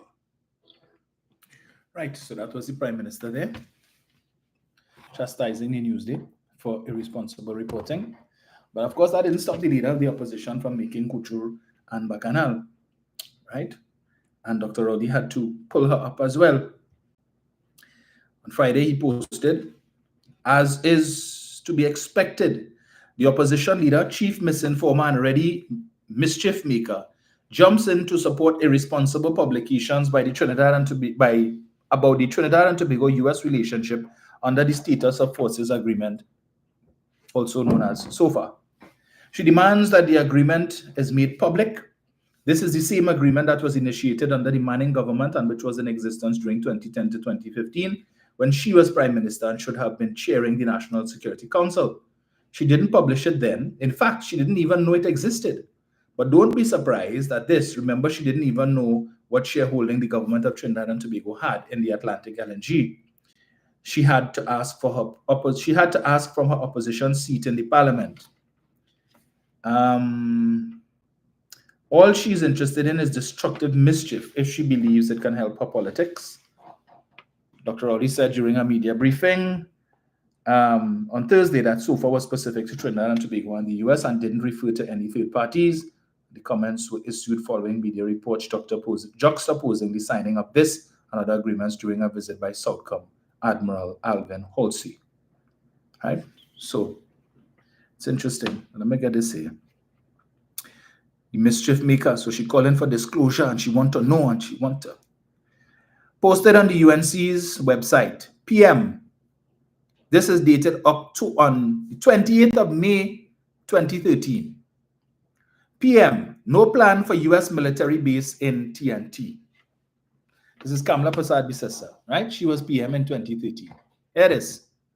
No provision has been made or contemplated for the establishment of a military base in the Status of Forces Agreement SOFA, signed between the United States and the Trinidad and Tobago. Prime Minister Kamla Prasad-Bissessa assured yesterday. The Prime Minister's office issued a press release yesterday confirming that Trinidad and Tobago has ratified the SOFA agreement with the United States. The release said the agreement governs the temporary presence of U.S. military defense personnel in Trinidad and Tobago for mutually agreed activities.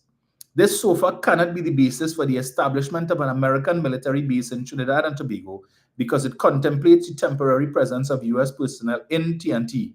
No provisions are made or contemplated for the grant of facilities and areas to be utilized by the U.S. military on the territory of Trinidad and Tobago, the release stated.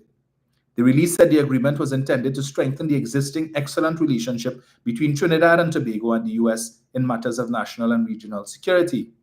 Many political observers believe the U.S. wanted a SOFA with this country because of its proximity to Venezuela.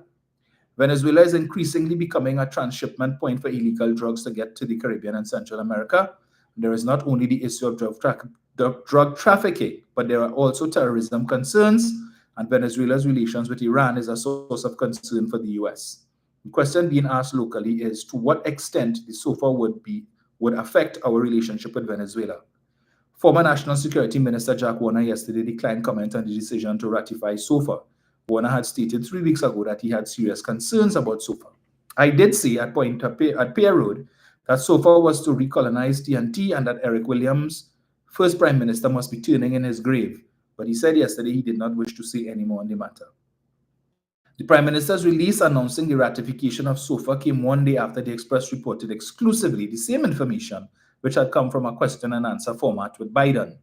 Biden told the Express Status of Forces agreements are international agreements clarifying cooperation with U.S. armed forces deployed to a partner's country. Such agreements are important so that we develop a shared understanding of how armed forces will interact with the host nation's government, even in the absence of a base. So, let's get this here. These agreements not only strengthen, but they promote our already developed cooperation, and the U.S. has SOFAs with over 100 countries. The Prime Minister's release said the terms of the agreement will only become operative and applicable to particular exercises in which both governments mutually agree to engage. Mutually agreed activities are defined in the SOFA as such activities for which the government of Trinidad and Tobago shall transmit its approval in writing through diplomatic channels to the United States authorities. And it added that in accordance with international practice, a determination on whether an action occurred during the course of official duties is customarily made by relevant authorities and so on. So this is 2013. She was Prime Minister. Same SOFA agreement. Did she publish the contents? No. She put out a release to say, no, no military base coming here. But the same thing that her office had to put out to denounce in 2013, you are coming today to accuse this administration of the very same thing today. You who were head of the National Security Council then, you who would have met Joe Biden when he came here and all his sign and whatnot and so on, coming 11 years later to make couture and bacchanal, to make all kind of folly, when it is that you know that when you were Prime Minister that you had to put out fires with respect to that. So you should understand these agreements and what it contains, but no. You're coming now to create propaganda as part of your continued demonization of Nicolas Maduro and his administration, to claim that the US want to come and set up a base here and deploy US soldiers here in an attempt to treat with Venezuela. Right?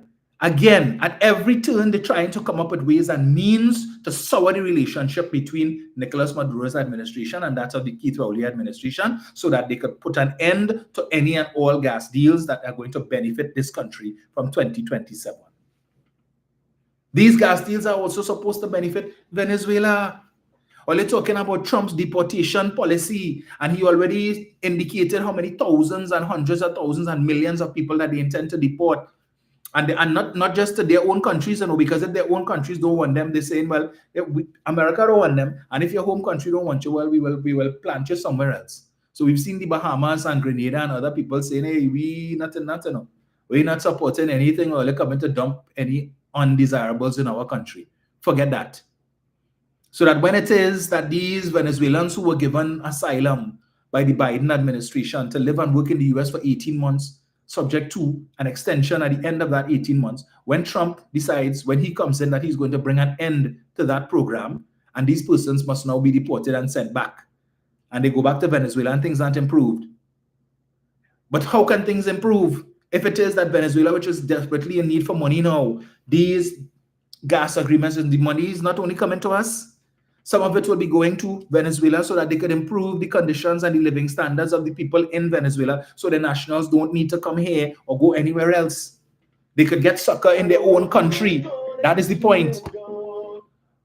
But when it is that you have people like Passad Bissessa and they continually trying to scuttle these things because they know that they have already dirtied those waters, and so to protect their own selves, should they come into office next year and Maduro decide he wants no dealings with them, that they could wash their hands of it and say, well, don't blame us, you know. So they're trying to put an end to it before. So if, God forbid, they come into office, they can say, well, you know, it's not now. Maduro pulled out since before, so don't blame us because it have no dragon gas. And don't blame us because it have no coquina mannequin. And don't blame us because it have no Lauren manatee. So who to blame? When you accuse the man of being part of a, what is by, forget the term that you a corrupt cook-up between Rowley, Jindal, and Maduro. All manner of wrong things, wrongdoing, all they accusing the man of his administration of. You don't think he taken note? You don't think he's listening? Stuart Chung told us that every time he goes to Venezuela, the topic comes up. What is going on with your opposition? Why are they doing the things that they are doing? Why are they saying the things that they are saying? These questions are put to him by high-ranking officials in Venezuela. So the Venezuelans are fully aware of the things that Passad Bissessa has been saying, Munilal is saying, all of them, they are fully aware. Nicolas Maduro is aware. And he is not a man of hypocrisy. So if, God forbid, they should win come next year, you feel you want to sit down and laugh and smile with them, and I know all they're saying, all accusing me of all manner of wrongdoing, and I'm just supposed to throw that caution to the wind and just come and sit down with Oli and laugh and smile? He's not about that. We need them more than they need us with respect to that gas. We need it. It is just there, sitting, doing nothing. Billions and billions of dollars of gas just in the ocean chilling. We have the resources, we have the connections to be able to monetize it for the benefit of both countries. They couldn't do it in the 5 years, 3 months, and 14 days that they were there.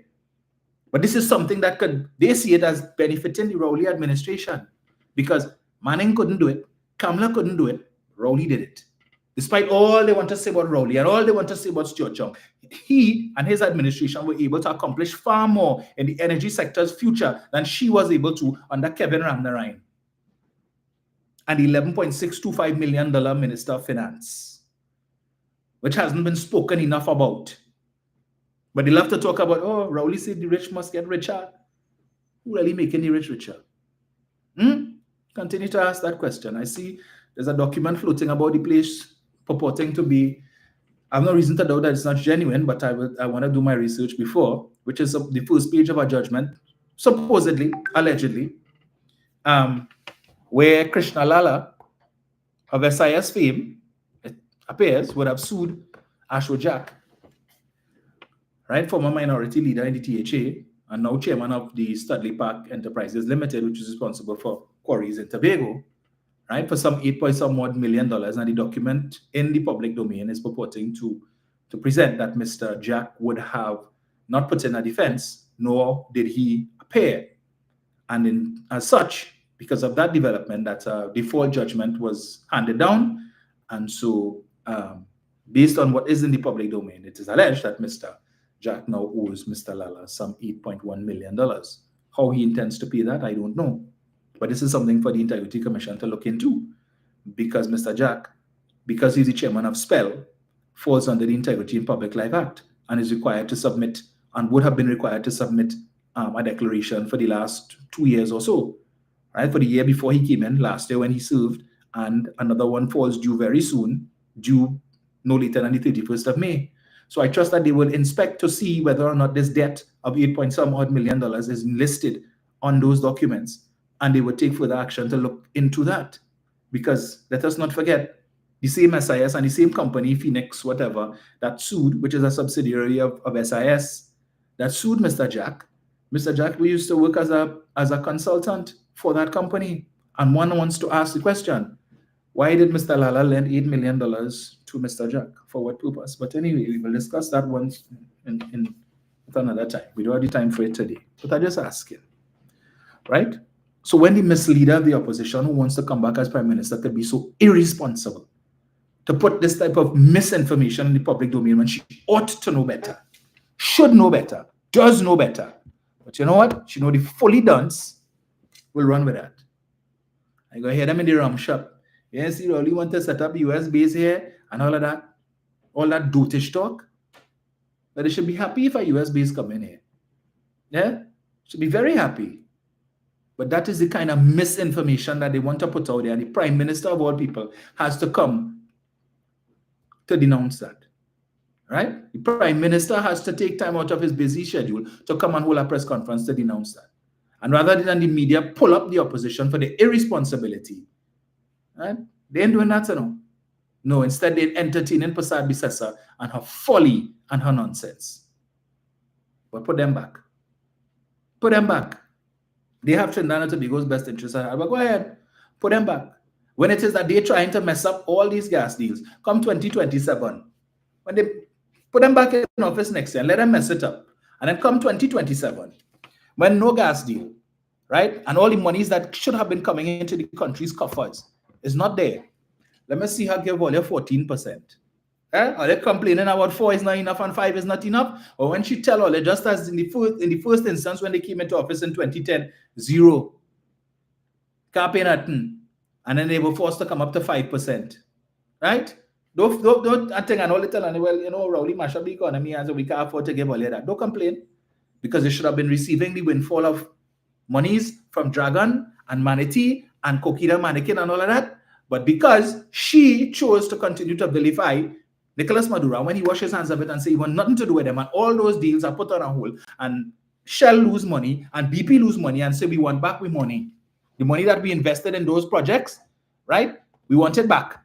And they are forced now to give them more sweeter deals to be able to compensate for the money that they would lose out if those gas deals don't pan out because of the folly of the opposition today that hopes to be in government, when that happens and the country's financial circumstances is put in an even more precarious position, don't just remember, she still will be receiving her $80-something thousand a month salary. Eh? So when all you're catching all your nene, and she said we could only offer you 2%, and Rowley was giving me 5, and Kamala come and Kamala said, should I give you 10? And now she only gave me 2, and she said because Rowley, don't complain. Don't complain at all. Give yourself a round of applause and pat yourself on the back. Just as some people in America will soon realize with all the promises, when Trump was telling them, don't worry, I will bring down the price of food and the cost of groceries, don't worry. And what he said a couple of days ago, it mightn't be so easy for me to do that. So no, I know I told Ole I was going to do it, but I said that I would impose tariffs and that would help it. Well, it don't look like that going to happen, but it's too late. So all of you all who bought into that rhetoric and went and gave him your vote, and now salt, don't complain. Don't complain at all. You can't go back to the electoral authorities and say, I want a do-over. I want to get back my vote. No, signed, sealed, and delivered. You will have such another opportunity in 2028, is it? Yes. For the next 4 years, whole stream. But let's remember, in Trinidad is 5, not 4 years. 7701763. 7701763. Right, let me see this thing here. Bunch of jokers. So many other things to touch on, folks, but I don't have the time today. John Davis is asking what favors did Jack have to do for Lala? And who were the other beneficiaries? Very good question. Very good question. Snow. Look at this here. Snow. All right, this one. Let's see this here. Let me get this here. We're talking $8 million, eh? $8+ million, John. And this man is sitting as the head of the chairman of SPEL. So these are the things we should be concerned about. And he put in no defense, mind you, no defense, and didn't appear according to the judgment. Right? So it makes you wonder what back-end deals did we make? But the media ain't publishing that, no talk about that. Right?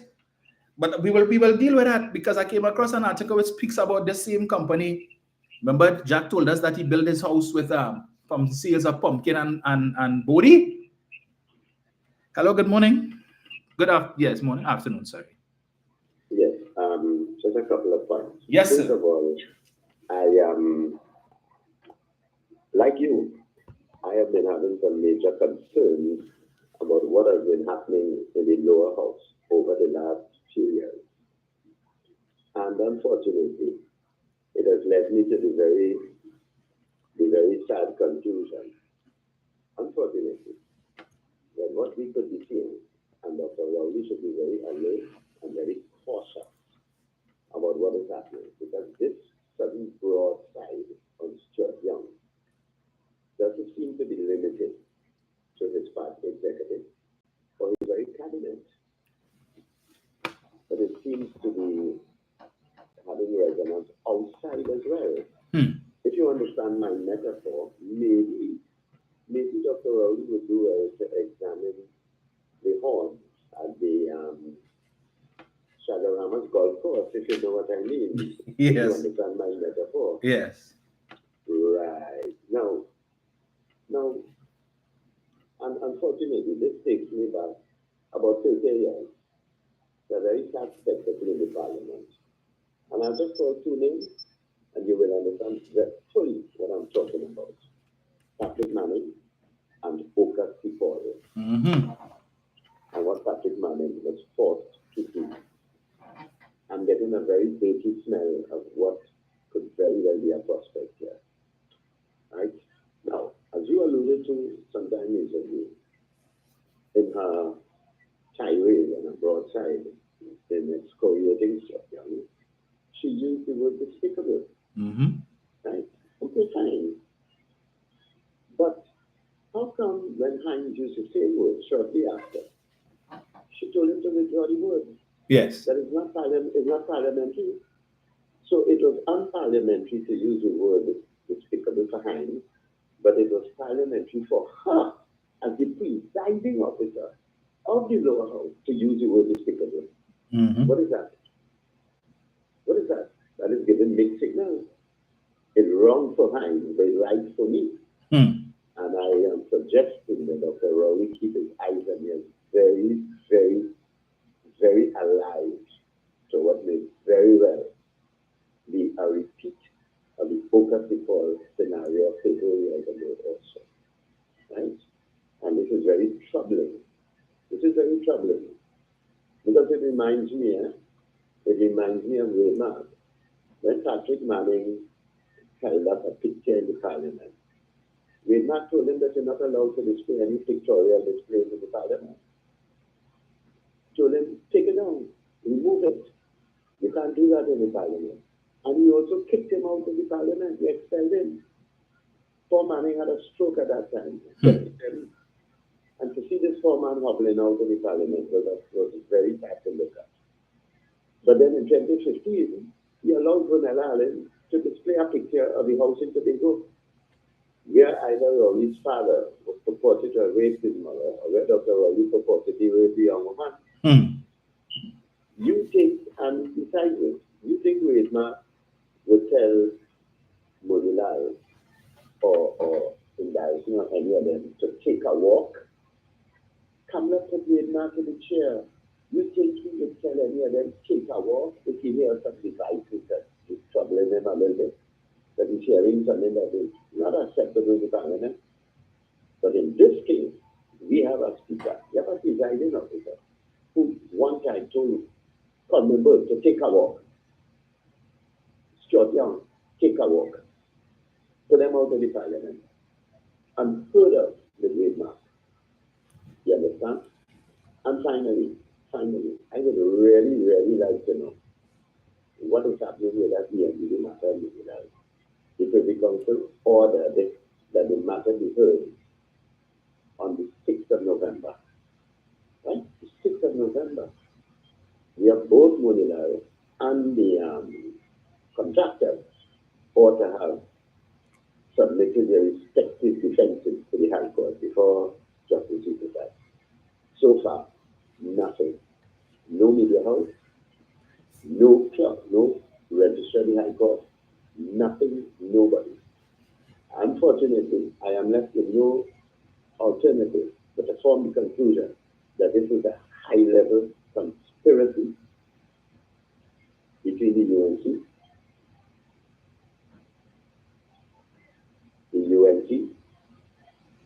the media, and the judiciary.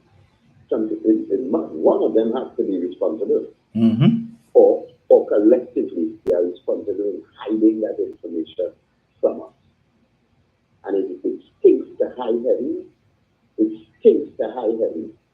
And I think it's high time we are told something, because nearly 2 weeks have come and gone. Sorry, nearly a month and a quarter have come and gone. And we have been told nothing. So the 6th of December come and gone, and we get in little snippets on the radio. Somebody tells somebody it's the 9th of December, last week Monday, and somebody tells somebody nothing happened. It will be this Friday, go on here, the 15th, and so on, nothing. So what is going on? If it was Hines or Young or one of them, it was going to be on the front page of the newspaper. Front page, blazing headline. What? This is a conspiracy. There is no other way to describe it. Right? I will take up more of the time, but thank you. Thank you, sir. All very relevant points indeed. Get this here. So, let me get this.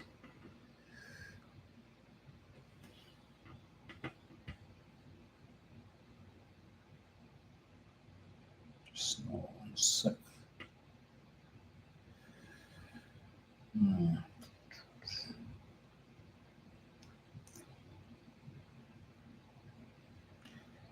All right. Jenny. Hello. Hi, Gavin. Hey, Jen. Hi, good morning. Oh, it's afternoon. Good afternoon, Dominic. Aye. To all still up down and tuning to success of things. Before I start, I want to just say quickly, all those who continue to want to say that the PNM is an African party, they need to understand the foundation again of the People's National Movement. When it was formed, it was a national party and it continues to be a national party. Because Dr. Williams understood the fact that we are a cosmopolitan country and you can't have one race over the other. That is why he would have famously said, no matter Africa, no matter India, Syria, China, only Mother Africa, Mother Trinidad and Tobago. And they always spoke about stability. When you look back in history, it is said that when we got universal suffrage, adult suffrage in this country, because everybody couldn't vote, it's just those who had money. Women couldn't vote. When we achieved that, they say it's only when the People's National Movement was formed in 1956 that the confusion and the chaos in this country came to an end because they brought an order. And we have heard Dr. Eric Williams said the opposite of the PNM is chaos, confusion, mayhem, something to that effect. And we also heard Rodney Charles said that.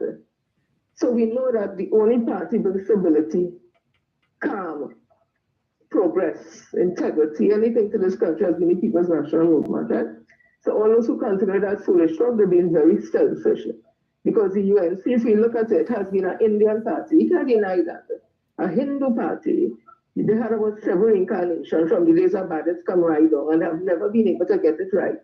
Because they don't think about country, it's about party. Kamala Prasad Professor said that. You read that the case that you saw there with purporting to be with Ashwa Jack.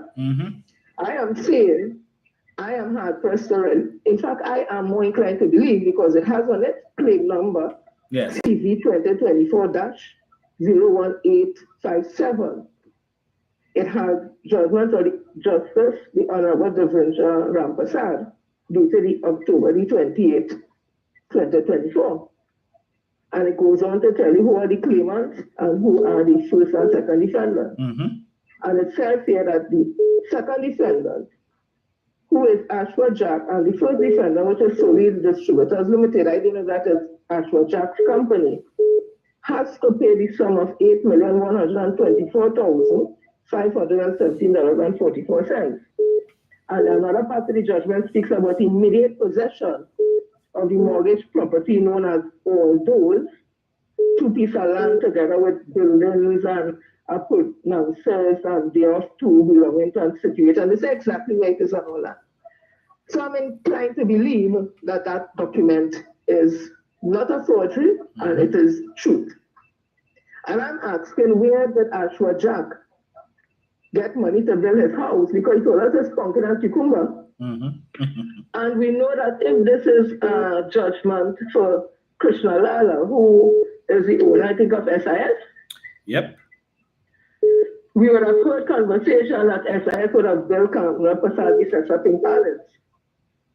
And we would have heard conversation also the same thing with Mr. Ashwa Jack.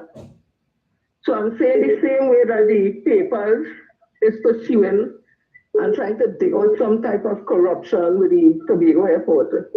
This is also something they should look into because this would amount to misbehavior in public office. Persons getting money that they weren't entitled to by whatever means, and now they have to pay. We could only imagine probably that payback that wasn't paid back at the time, and now people want their money. So we need to be careful when we digging up stuff because, again, Mr. Warner, the contractor from Tobago, is a Tobagonian. And Fali would have said, most passionately, that contracts will go to Tobagonians, fix Tobago first. But then he went on to give all the contracts to people of Indian descent across the Caroni Bridge. And now again we have an African contractor of African descent who would have gotten a contract from Tobago and Tobagonians with the new airport. And here they are again pulling that black man down. So when we don't have anything, they say we're lazy and we don't want nothing. When we get something, they're pulling it down for me and say we shouldn't get it. So the black man and the black woman and the black child in this country needs to understand where we at and don't get fooled and feel they love us. We have to keep fighting for everything that we have. And with regards to the PNM internal machinery and PR, I'm no longer concerned with them. I'll tell you why, Dominic. I am very heartened and glad when I see people like Anon 001 and so many others, especially on the chat right now, who are jamming and putting all the information and evidence there. When you look on social media and Facebook, you see them there fighting and putting all the information and evidence. And you know why it's important? Because you in the ground have to vote, you know. Not the PNM machinery have to vote, you know. Because the PRO or the PNM alone votes can't make PNM win, or the social media officer votes alone can make the PNM win. So I am more enthused and excited with the fact that the people on the ground, they are getting the message and they are spreading it. That is what has to happen. So I'm not concerned about no internal thing with no PNM again. PNM's organization, they do whatever they do. It's we on the ground. We have to get the message out. And finally, before I go, I want to say this because somebody asked me a question about the unions getting involved in politics if there's any consequences. And I would have written, it's more about conflict of interest, ethics, and morals. And it's a dangerous precedent because now union leaders want to become the employer. And that's where the conflict of interest comes because the people who pay them the money are the employees of the state. And we pay the union, who are our employees, to work on our behalf, to negotiate on our behalf. So if the union now want to become a part of the employee group, then who will really protect workers? And I want to say again, Leroy Baptiste continues to put his personal ambition, political ambition above members. I'm seeing again that the Trinidad and Tobago Pilot Association, they signed off on a new 4% increase in salaries. Just recently, they were there protesting. They have signed off on the 4%, giving them time to move on. I've also seen Airport Authority and Estate Police Association also settled for a 4% increase in salaries for two bargaining periods, 2015 to 17 and 18 to 20. And with the pilots, it's for the period 2015 to 2020. Why am I raising that?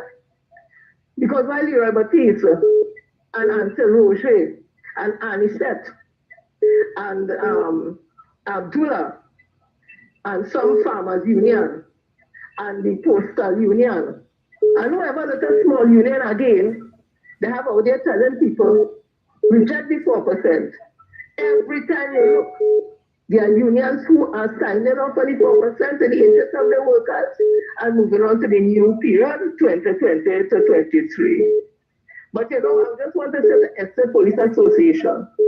Imagine if you would have taken the 6% offer from Tiantec for Estate Police for the period 2015 to 17 and not rejected it.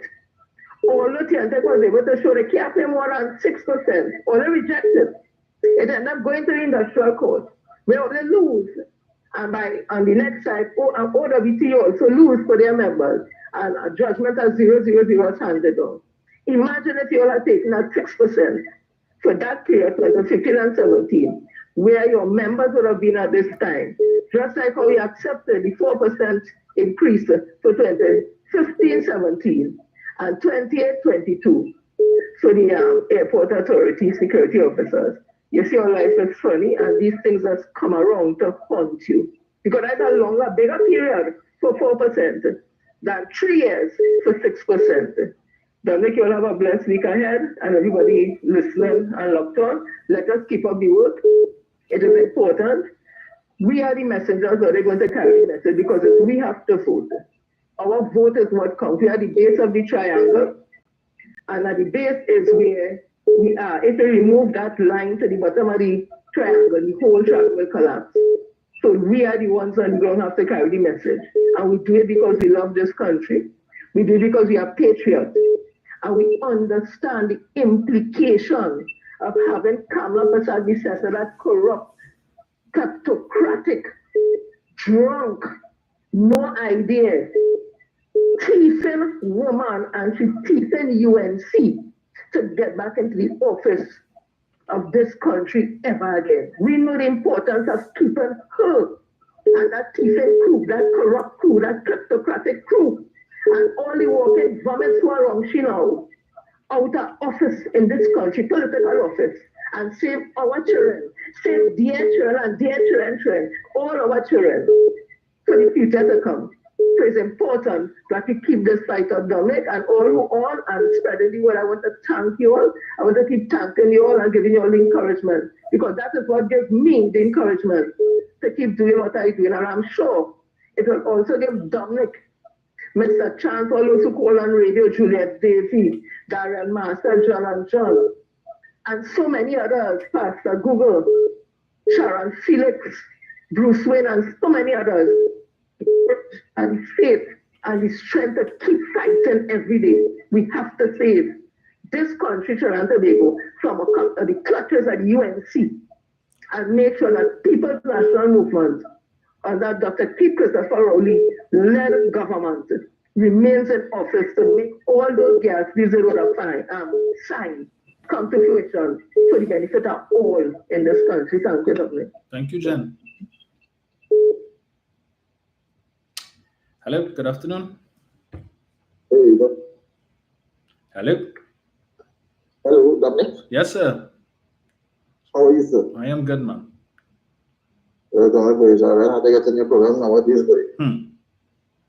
Wonderful contribution from Ms. Jenny and so it's kind of that. I just heard about this thing kind of cook here.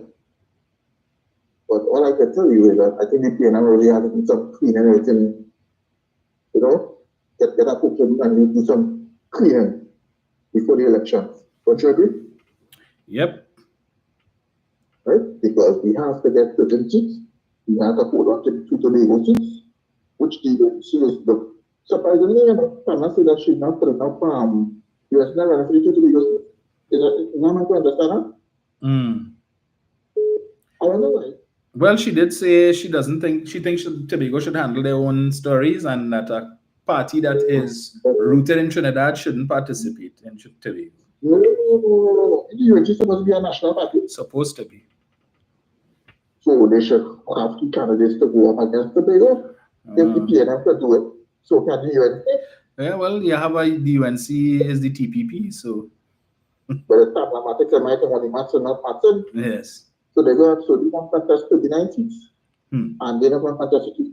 Something right to the state, you know. And those who have high stacy and yes, here, all of put together with some people see a certain political force in Tobago have a strong link with UNC. There's nothing new. And with respect to certain bloggers, certain people who have social media supporters, I am very disappointed in that gentleman. You know,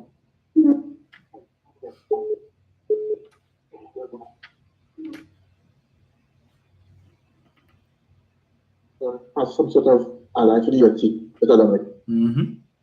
It's very hard to believe. I don't want to do that. He wants to go in bed with UNC after all the things that he see on his social media feed. And I think that's how he's passionate. I'm very disappointed in the guy. It's like everybody gets bad auditions, Donald Trump in. Right? Which is another story. I follow the politics in the United States, you know, and right now, that cabinet that Donald Trump is picking is a recipe for chaos from 2025, you know. Right? So to say, I don't want to come to the election here, or I want to be foolish and stay in your finger for that party again with People's Partnership 2.0 or 3.0 or whatever they want to call themselves. Right? And like I say again, go like Mr. Lee Basupanda say, politics and morality of his own. I wouldn't be surprised if his daughter decided to have a prayer night to the UNC. Anything is possible, though. And with the situation with the Tobago, remember that some years ago there was a gentleman who was strongly aligned with the UNC. He was asked the same. If Tobago could set up as technically to be the governor for the country. Remember that? I think I should get an article. People should read an article. because people keep on members about that, but I remember that after. Yes, people are not comfortable to they will win because at first they happened. A certain ethnic group will be dominant in the country, along with an upper group in this country who come from Latin America, and then they can turn value.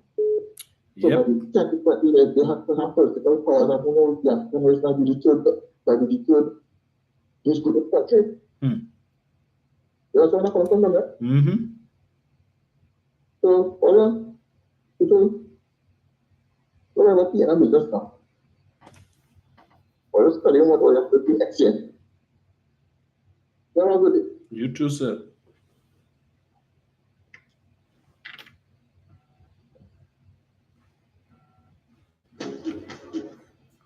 Guys, here, let's see this.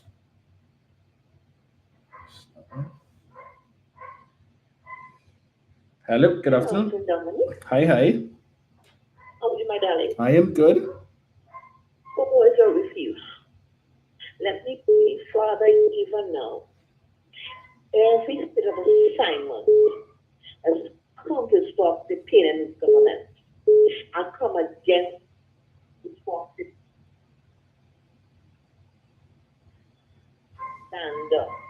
As we come against the work of Missouri and Stuart Young of Venezuela. I bind you up now in the name of Jesus Christ.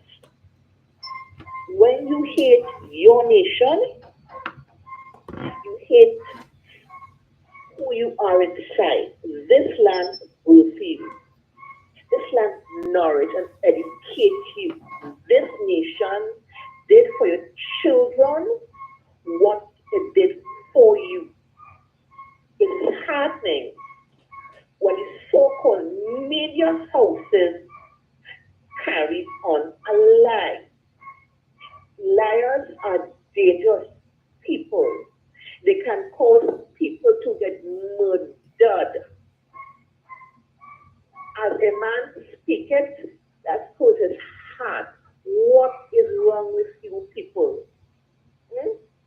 I'm angry in my spirit. I mean, don't make rain, angry like a rage. Because I don't understand what is wrong. Kamla, make up your mind as to what you believe and what you want. Pop-up parties. Are you have to different mouth, Kamla? What mouth do you speak from? Rosary, the same thing too. All the same bloody thing. What do you want? It's feeding frenzy, right? It's a feed for all. You walk on your 50 back to carry food home. What about the nation? You don't love this nation. You love yourself. What you can get, you're after. IMF will kick our doors down. Who will suffer? Your children and your grand will suffer. Why the hate? When you curse your land, you curse yourself because your feet is the only thing that touch the earth when you walk, stand, run, or sit. Let your speaking things in my land which I do not like, plain so bad manners. Korah cursed Moses, and the earth is open its mouth and swallow them alive. Ariam and Miriam, you remember, against Moses, they had leprosy. Your body will pick it up, your spirit will, and your children pick it up. Be careful what you say. And between Malachi and Matthew had 400 years silence. When you curse them rowing in Romans, you curse your soul. Take warning, because when it comes to your front door, don't say this no. Then I'm gone. God bless Christmas. Be back. You too. Thank you. Let's Mr. Chance, call me back, Brian. Hello, good afternoon. Good afternoon, Dominic. Yes, sir. How you doing? Good? I am good. Let me first of all, I don't know, are you going to have a session next Sunday? Next Sunday. It's close to Christmas, I don't know. I'll be out of the country until the 27th. Oh, yeah, so you may have it. Yes. Anyway, let me take this opportunity to extend all the best to you. Thank you. You know, perhaps I'll try to get you before for Christmas and the New Year. And to thank you for the contribution you have made for this entire year towards the development of Trinidad. Notice I said Trinidad and Tobago. Yes. The PNF. I didn't see any political party. Because I want to agree totally with what Jenny said. And I want to tell you why, you know. I have had the good fortune to be in a steel band.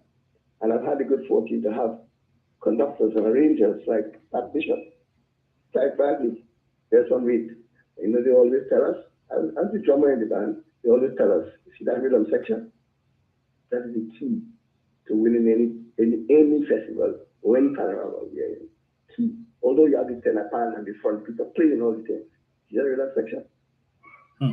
So I said, Jenny, I'm not worrying with the tenor band, which is the first part of the PNF. Yes. And paying attention to the rhythm section, like yourself and Jenny and the Yeats and all the people, Darian, Marcel, and all the people called Brian, and all the people Jenny called, or they exhaust fully what you said. And once we do that and mind our business, yeah, I am sure that we will get the picture. So thank you, Jenny. Thank you, Mr. Yates, for your contribution. Today, Dominic, I'm not putting any political links on camera. Yeah. Today, I want to focus on an area that I love very much, culture and sport. Culture, and I know you love your culture too, and I know you should have picked man in the culture business. So I want to congratulate the government for what it is doing for the development of culture. And I started the new international soca competition. Why? Because that allows young talent. And all the young players, hear them say, boy, put it up something. You know, it has ignited the young people who like the soca. Right? That has brought a new breath of fresh air into the whole carnival atmosphere. The important, that is part of the way to get our young people identified and working on something that they love. I love them. They may, whatever it is, they don't get on board and stuff. So I feel that's a very good idea to contribute $3 million to it. And then I want to talk about the steel band, which I love very much. The government has added additional money to the small single band bands from 7,500 unsponsored bands to 10,000. And they have 54 of those unsponsored bands. They get them 10,000 each of them. I mean, 10,000 each. The system is a number of things they have to do in preparation for panorama. And then the conventional bands, 96 of them, they went from 15,000 to 20,000 to help them in the preparation. You understand? That is what it's doing. It's happening right on the ground. Because these steel bands are on the ground in communities. You know? And that is how they get support and help. The government is giving that. And I want to congratulate the government for that. The government didn't stop there, you know. You went to the pan players. You know, as a pan player, you get $500 for a performance in panorama. They increased it to $800. So those pan players now very enthusiastic. You get a $300 increase. And you know, it's a lot of them, you know, because you have 96 conventional bands. That could be 9,600 plus the 54 single fan bands. A lot of them will benefit from that. So I think it's a very good thing. Now let me go quickly on to sport, which is an area I love very much. And I want to say, I noticed that they asked a question in the Parliament about how much money the government has spent on sport over the last years. And I want to tell you, the answer the Minister of Sport gave us $400 million. You know? Close to $500 million from 2015 to the present time. That was for the people that directed towards the actual athletes, whether they are footballer or cricketer, whatever it is. Helping the clubs. The money went through the clubs. Because most of these organizations are in clubs. And then they have national bodies, national football bodies and stuff. They get money. And what I want to talk to you about this morning is the fact that the government, over the last 3 years, has been contributing $3 million a year. There are 12, what we call professional football clubs in this country, 12 of them. and they have belong to communities. They belong to communities. You have the Mova Caledonia, you have the Sao Jablete, you have the Point Fortress Civic Center, you have the La Joqueta Rangers, you have Club Sando, you have the Port of Spain, you have Central FC. You know where you see parts of the country there? Then you have Tobago. Those clubs, part of the money that these clubs are getting from the government is to be spent on providing salaries for the professional players. You hear that? So the government contributed towards those players. They're getting a salary, they're getting a set. They play for a salary, and they are professionals. That is their career. That's what they put in food on the table. And the government has contributed this year and for the last 2 years, $3 million to help them with that. Let me close now by talking about this, because I thought this is very important. Now, the government has built, and I want you to hear this pattern. Now, besides that 400 million they spend on actual getting the players and the athletes and the sportsmen and sportswomen, they have done a lot with respect to infrastructure, building facilities, so that the people can go and participate and train and develop and improve their skills. You understand? I want to give you a quick rundown and then complete my program. Here's the cover. Refurbishment, $80 million.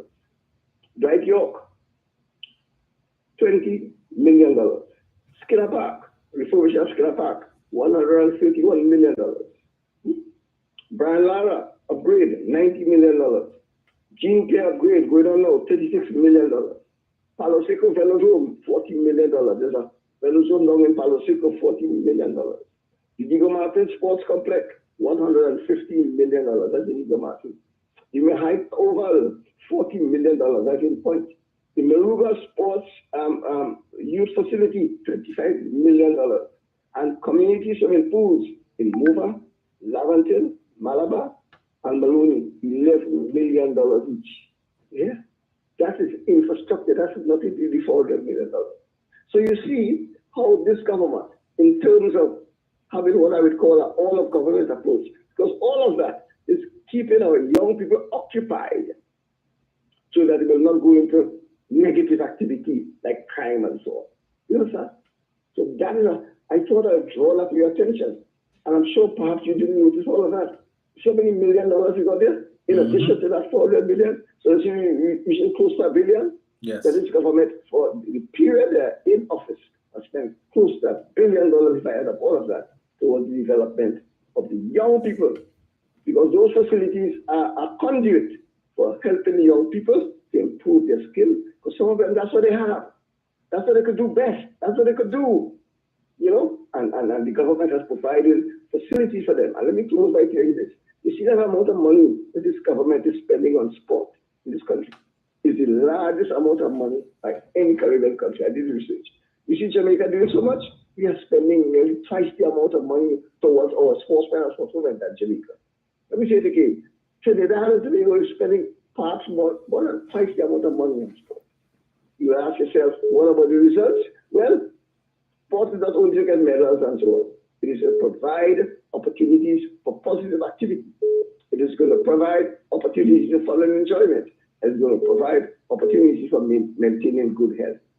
You understand? When the people are on the sporting field, they maintain good health.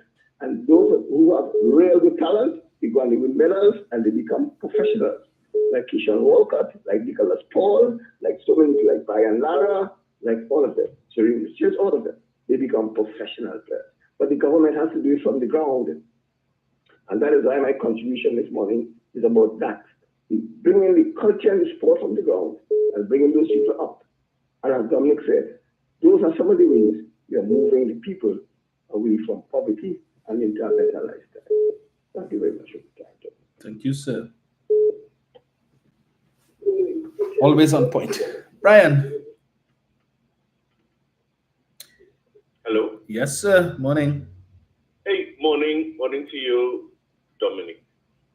Morning to your listeners and callers. Dominic, every time I hear Mr. Chance, especially, he speaks about two things. What the government is doing for the people. Mm-hmm. Simple people, not the rich people, the simple people on the ground. Like me, and how they raise revenue. Because revenue, as Mr. Chance always says, is what you need in order to pay for the things that we all enjoy today. Especially things like the subsidized gas and light, electricity, and all of these things that we enjoy today. You know, Mr. Chance always asks, how are you going to raise the revenue? And up to this week on my television, I saw the government giving out, as they usually do. Not the government really, but this organization, as they usually do, under the auspices of the government, assisting people to help organize and repair their roofs, their roofing and their housing and all of these things. That, yeah, darling, just yeah. You understand? This money comes from where? From revenue raised in order to assist all of these people, millions and millions of dollars, to assist all of these people, Dominic.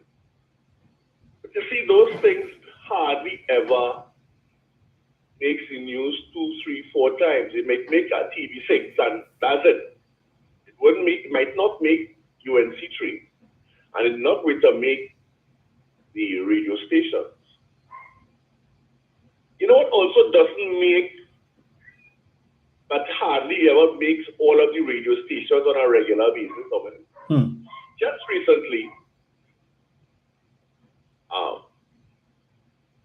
this company down in Deep South had the cocktail party celebration for the workers, whatever any name of the company, a subsidiary of Petrotrin. Paria? Not Paria, Heritage? No, the other one, Heritage? Heritage, yes. Heritage raised over the last 6 years, because, you know, just recently, Comrade Roger was talking about this, celebrating his 6 years that the refinery closed down. But what he didn't tell us, Dominic, is that in the 6 years that the refinery closed down, Heritage raised $44 billion in revenue. I always say, Mr. Chance, like to talk about revenue. $44 billion. They ain't going to talk about that. $44 billion in 6 years. I'm going to keep repeating it so we will understand. $44 billion. Billion, not million, billion. Just know that. In 6 years. My granddaughter. I'm going to face this. You want to look at something. Anyway, $44 billion in 6 years. They gave the government, we the people, the government, $14 billion in 6 years. 14 billion in 6 years. That makes front page. How good Heritage is doing. Mr. I always keep saying, Mr. Chance likes to talk about where we go get the money, the revenue. We always talk about it. He's asked the question all the time. But here it is. Roshi can't talk about that. But the country in trouble. And the country in a block, according to Kamala Prasad, we said, sir, things bad in the country. But here it is, one organization, $44 billion. And government got back in the 6 years so far, $14 billion. You think they're talking about that? No. We ain't going to talk about that. You understand? But we're going to line up like lamb with the hand by the side, like if they're in school, to shake Kamala Prasad, we set her hand. Right? When she was in office, they were hiding the fact that the refinery was losing money and incorporating it in the books to make it look as though there was a profit being made by Petrotrin. When Heritage, then known as the, what Lord, I'm forgetting these things, you know, understand, they were making the money. Down in the field, they were making the money. Mm-hmm. But today, now that we have the books cleared up, and we could see who was making the money and who was not making the money, they don't talk about these things, Dominic. You ain't going to talk about that, Dominic. Nope. You will never tell the people about Heritage. Heritage making $44 billion. And the government getting $14 billion in the coffers over the last 6 years. They're not going to talk about that. But people talking about things so hard and things so bad in the country. Dominic, all the banks, Dominic, including Scotia, that made over $600 million in the last fiscal year profit. Mm-hmm. $600+ million in profit. They ain't going to talk about that, Dominic. These things they will not speak about, Mr. Romain. Republic Bank, $2 billion. First Citizens, I can't remember how much they made, and then you have Royal Bank. Making profit. All of the big companies and Samakal opening branches all over the place, massive opening branches in the States. They ain't gonna talk about these things, Dominic. How did they do that if they ain't making no money, Dominic? If people not purchasing, if people not buying, if people not spending. Dominic, I went down to the Massey recently. I went down to a certain particular hardware. I went to the JT, all these places down in the South, Food Basket. People like rain. What are they doing? The window shopping. They're watching the cost of items, so they're spending money. And Kamala Prasad, Bissessa, and Rosie, and they want all the people to believe that nothing is happening in the country. That people aren't catching the royal and things so hard and so bad. But people spending the little money that they have, they are sure that Christmas is nice for their families and so on, and whoever wants to visit. Making money. I went to Price Smart the other day. When I coming down, people with their trolleys going up, one behind the other, 7 o'clock in the night. I going down, them coming up, one behind the other. Making money. You think Price Smart or Massey or JT are going to close down anytime soon, Dominic? Tell me now. You think Extra Foods, Food Basket, going to close down anytime? Dominic, if all of these companies expanding, what are they expanding for? Are they not seeing a market? Are they don't have people to say, listen, there's a market here for us to expand and make money, Dominic? You know what open message just so if you're making money, Dominic, it's because you're making money. But I have the UNC and Rosie and all of them want to tell people that nothing happening in the country and things so bad and people suffering. I be what they like to use, suffering. Really, Dominic? Country blowing up with groceries all over the place. All over Trinidad. Things happening. The government spending money according to Mr. Chan. Look at the gymnast who just went away to Jamaica just recently and came back with how many medals? How that happening, Dominic? But Brian, how that happening? Brian, you said you went to. She won 10 gold medals on her neck. Lovely little child. 10 gold medals. How that happening, Dominic? It's not supported by the government.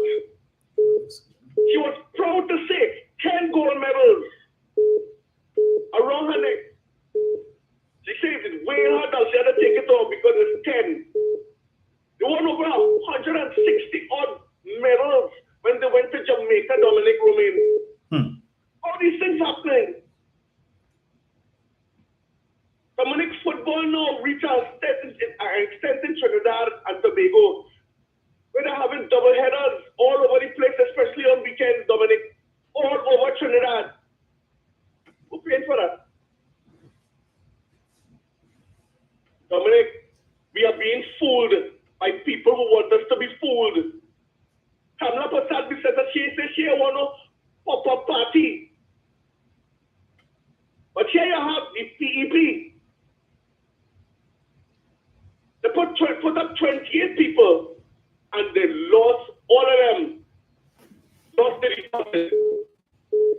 But she's shaking hand with the pop-up man, the pep man. You're shaking hand with he. The COP. What do you have the COP, Dominic? What do you name? Kirksonet. Yes. He's a boxer. Where's his qualifications? Anybody ever asked to say, but okay, the COP has a new leader, Kirksonet. We know him as a boxer. What is Kirksonet qualifications in politics and so on? What did he ever say? What did he ever do? What is his contribution to the UNC? She said she wants to know what your contribution is going to be. What is his contribution? The next one is Gavin. What do you name? From up the Gomatis. Gavin Nicholas. What Gavin is Nicholas. his contribution? You ever had an election to say, well, okay, somebody is challenging him for the leadership of that particular party. What does he bring to the UNC? Huh? Tell us what he brings to the UNC. But you know, just the other day, when Gary Griffith was there for the local election, Gary was telling us why it is he have bars under the eye was because Kamla Prasad used to wake him up in the morning 4 o'clock to discuss business. Look up today, singing a different tune, man. But he still had the bar under the eye.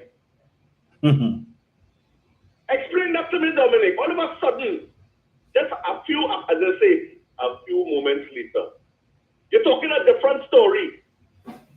You bring nothing to the party according to Kamla Prasad. You, NTA, bring nothing to the party. You bring nothing. But your partner, PEP, bringing something to the party apparently. And Kirksonet, the boxer, bringing something to the party. And the next one, Gavin, whoever his name is, bringing something to the party. Gavin Nicholas. Nicholas, yes, that's the fella. That is the fella. What do you bring to the party, Dominic Romain? Tell me. I want you to tell me. What is this they bring to the UNC? That you have to go and shake hands and hold hands. And them 5 black African union members, union leaders. What they bring to the party, Dominic? They're going to get a seat. They're going to contest the election, Dominic. What are they bringing to the party, the UNC? You know what they're bringing, Dominic? I'll tell you what they're bringing, you know. They're bringing African votes. That is all Kamla Prasad case about. African votes. And they've all of a sudden forgotten what happened between 2010 and 2015. After the fight about a Ford, Dominic, they all forgot. But I didn't forget, Dominic. I doubt you forgot. I doubt your listeners have forgotten what happened with the fight about a Ford, Dominic Romain. I doubt you forgot. I challenge you that you didn't forget. But there it is, they stand up there like some bopies to shake hands and say that they supported the UNC. But you know who was missing, Dominic? 2 people was missing, you know. But they're there. David Abdullah and Fali Augustus. They were still in the picture, but they're there. Them supporting the UNC as well. And this is why I want to tell the people of Trinidad and Tobago, always be careful who you vote for. You're looking to destroy the good relationship between Trinidad and Tobago and Maduro. You're looking to destroy that. Because if they destroy it and Maduro get vexed and decide enough is enough, I don't want nothing to do with Trinidad and Tobago. When you print them kind of thing in the papers, I want to have nothing to do with Tolia. She will then come and say, I am pleased. And you know who will suffer, Dominic? Now them set up both people stand up there like little lambs, like little puppies, so shaking hands. And she will smile and she will wink that she gives them. It will be the people who will suffer, Dominic. We the people. You understand? Yes. When she's smiling and winking and shaking hands and telling herself that we have to come together, we will discuss our differences and so on and so on and so on. As they did in 2010. Just waiting until she gets her hand on the treasury, Dominic Romain, and destroy this country, and then dump them set of fools who stand up there like some boopies. Then we will understand and say, oh God, we made a mistake once, you come and make it again, boy.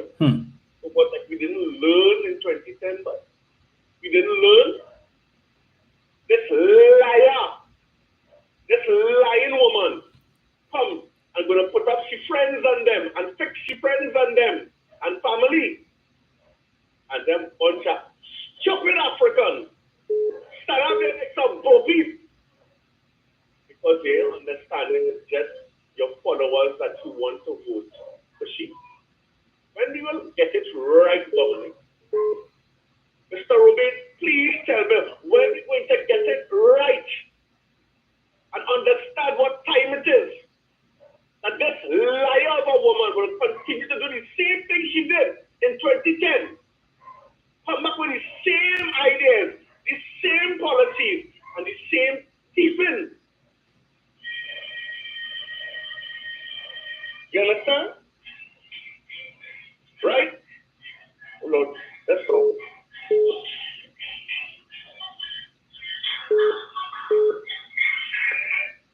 The same thieving that at the end of the day, you will have nothing to show for it, Dominic.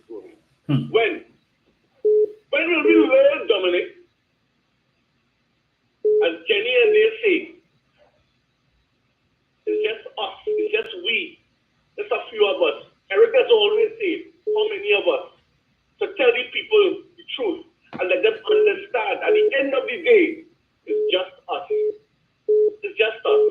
But we will continue to give the message, Mr. Romain. We will continue because we don't have a choice. Because I don't want my grandchild is here with me today, my grandchildren. I don't want them to suffer, Dominic Romain. I don't want them to suffer. I want them to exist and live and understand, bear the fruits of my labor and your labor, Dominic. And the labor of their ancestors. While there are people just simply waiting to piece it and doing subversive messages and thoughts to thief and leave it hanging in the hands of the IMF. I will not allow it. I will do what I need to do. If others don't want to, then fine, that's their business. But I will not allow it, Dominic. And people like leave it there and so on, like them fellas and them waste of time. I don't have to study he who want to talk about what John Benoit tells me. I don't have to talk about he. Like he business. He can talk all he wants. Like he business. He's a waste of time. No value whatsoever. So I don't listen to you. You maybe have to, but I don't. Have a good day, Doctor. Thank you, sir.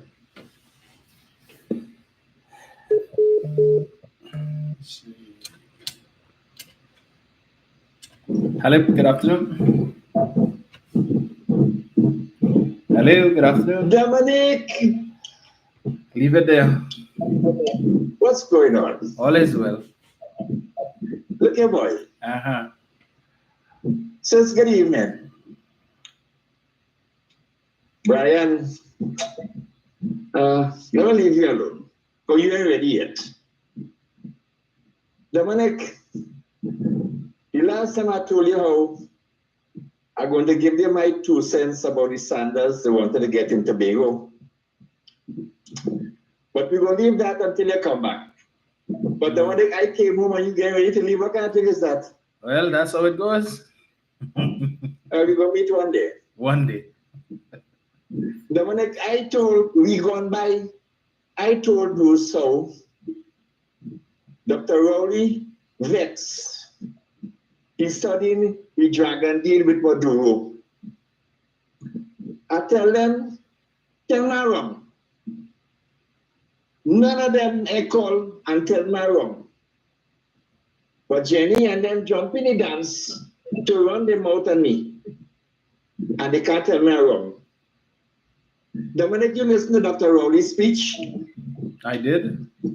You played that part just now. Dominic, Dr. Rowley said close to the end of his speech, Dr. Rowley said someone from the media contact him and asking him questions. He did not respond to the person. He didn't say what question they were asking. He told the person, contact Mr. Hines, and he will tell him what is what and what is what. Contact Mr. Hines. Mr. Hines did not respond to them. But when they print what information they have, and Dr. Rowley read it in the papers, he vexed. He called news conference and sat up both of the people and treat them rough. But you did not respond to them when they were asking you. You can refuse that from the goal. You can refuse that. But no, you leave them to print what they want. And when you read it in the papers, now you're vexed, you call news conference and start both them up. Nonsense. Nonsense, Dominic. And Brian, I will deal with you next time. Dominic, I will leave it here. Thank you.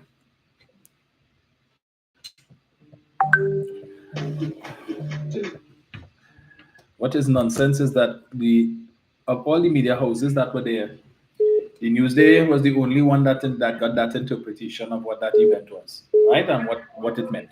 Interesting. Hello, good afternoon. Hello? Hello. Yes, sir. Dominic? Yes, sir. How are you doing? Hi, good man. Yeah, Dominic, let me just, I ain't have much to say, man. So I just want people to sit down and reflect on that coalition of parties that this former Prime Minister wants to put on the people of Trinidad and the people. It's a goddamn shame what you want to give us. Nicholas, Roger, Abdullah, Farley. Dominic, let me tell you something. The way them fellas mash up this country in 2010 and 2015, under coalition government, the citizens of Trinidad and Tobago should be very, very aware that when you have a number of parties trying to run your country, they all seek for self-interest. They don't seek for the citizens of Trinidad and Tobago, they seek for themselves. First of all, when they get in there, they want to sit down as a group. Who get this office? Who get this board? Who get this? You understand? And if certain party, who don't get this, they want to leave and mash up the party. We can afford Kamala's to get in there through the back door because they're going to mash up again and going to have problems in Trinidad and Tobago. Dominic, the investors of this country, the independent people, they are not stupid enough. They know who to run this country. They know the PNM is the better party because due to the development and what's happening in the country, as Brian and them say, you can see what's happening, that money flowing, people, government being dividing this money and let it divided among everybody. So people out there shopping. You can see the development in the country and the investors of them see that the country have a progress of growth. You can't afford for these people to come back in. Some of them waiting outside, like the former Attorney General. All them people coming back to destroy Trinidad and Tobago people. Know what you're all doing, as they say, voting have consequences. And we will make the right decision and put the right government back there, which is the PNM. Because somebody in the chat, I think it's Arnold Swan, was naming some projects. There's a lot of projects that done that is too much to mention, too much to remember. Right? So I'm going to guide my advice to the people of Trinidad and Tobago. Just be wise with your vote and do the right thing. As I said, the assignment for 2025 is to vote the PNM back into power. Right? I'm going to have a nice day and God bless me. Take care. Daniela, I'll take order. Take care. Right. No, Brian reminded me of something when he spoke about he went to Price Mart. So I too went to Price Mart yesterday in Movie Town. So a guy 270-inch television. When I go to Price Mart now, trying to get everybody to upgrade to the platinum, which is double the cost of the card. So it was 45 US before, and now it's 90 US. And if you see people signing up, going to get a new platinum card, you know how long they're trying to get me to get the platinum card? I tell them I don't come to Price Mart that often to warrant me paying $600 a year or whatever it is for a card. All right, so I go with my normal card. Okay, if I come to Price Mart maybe once, twice for the month, and it's just to get juice or maybe laundry detergent, I don't take a choice. So it doesn't, I don't need it. But real people signing up, but we suffering. I can't afford to pay $50 a month for property tax, right? $50 a month or $55 a month. I can't afford to pay that, but I could go and pay Price Mart, $600 and something for the privilege to shop in Price Mart. All right. Hello, good afternoon. Hello. Hello. Yes, good afternoon. Mr. Romain? Yes, sir. Good afternoon. Greetings. No, I heard you mention something in the earlier part of your program concerning the pep mark. Yes. Mr. Romain, do you know the American term, when something sounds too good to be true, it usually is? Yes. You know, somehow I don't believe that story. I don't know. I don't know. I don't see police officers coming off their regular duty to give this gentleman a police escort. I don't see that. I feel that story is just to create an impression. He's trying to give the impression that even the police is against the government. And not only that, I know that we have certain crooked officers because over the years they have been coming out of the woodwork. But I don't think that police officers are so stupid to do something like that. So I don't believe the Pepman story. He has to come again. He had to come with something else. Yes. Listen, if he was in a rum shop, a fellow would have handed him the bottle and say, boy, take a next drink. Take a next drink. It is your point. Mr. Romain have a belief. Yes, sir. That's why I said if it's true, right? But I see, he posted it up and he said he was half joking, and Commissioner should look into that. If that is in fact so,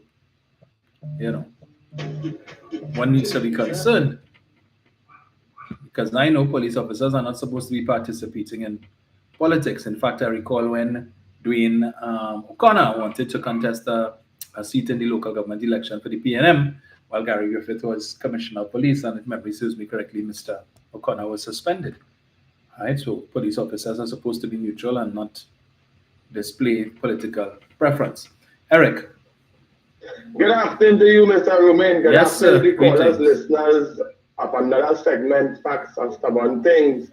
Firstly, let me take this opportunity to say season greetings to all and who on the live, who would call in, you, Dominic, and all the debunking family. Right. Now, I was hearing just someone talking about this escort service with the TTPS and this P-brain man called Philip. Right? Now, yes, the police service have to be a neutral body. They cannot show their political allegiance. One. However, it has prominent police stations in South Trinidad who declare their allegiance to the UNC, right? It goes to show. So it has personnel within this organization blatantly, right, coming out and show their allegiance, right? No, you would not do it like in closed doors or whatever. For example, the Bontaya MP down in Murugatiwaland, and she was instructed, she instructed officers to put tires way away to burn.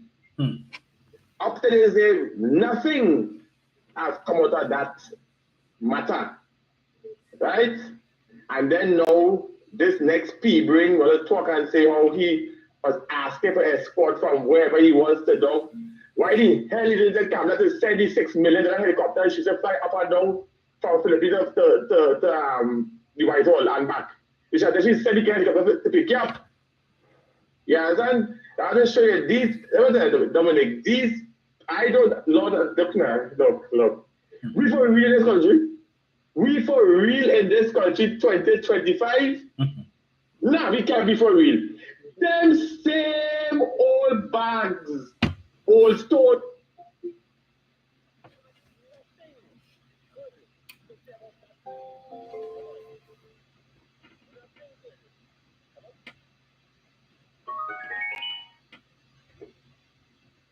Hello? Yes, sir. We hear you. Oh, yeah. But I was saying, all these old floozy and them around this woman had nothing good to say about that woman from Saparia. Nothing. What is going on with this thing?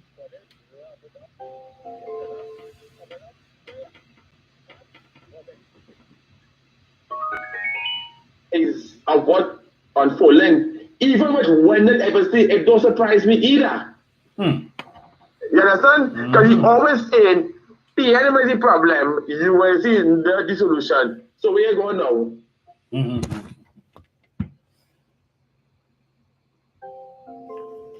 Very same place.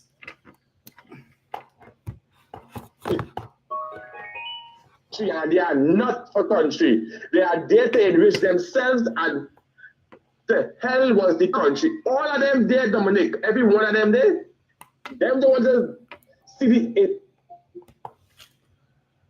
This thing is frustrating me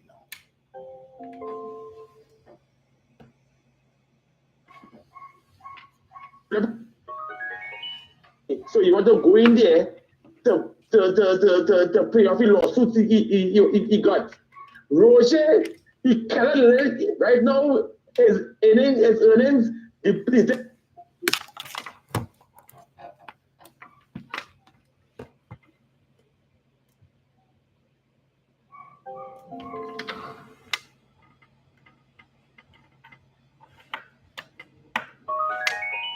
This program, who does calling here, who does listen, and who does are the lives. They can't fool none of us there.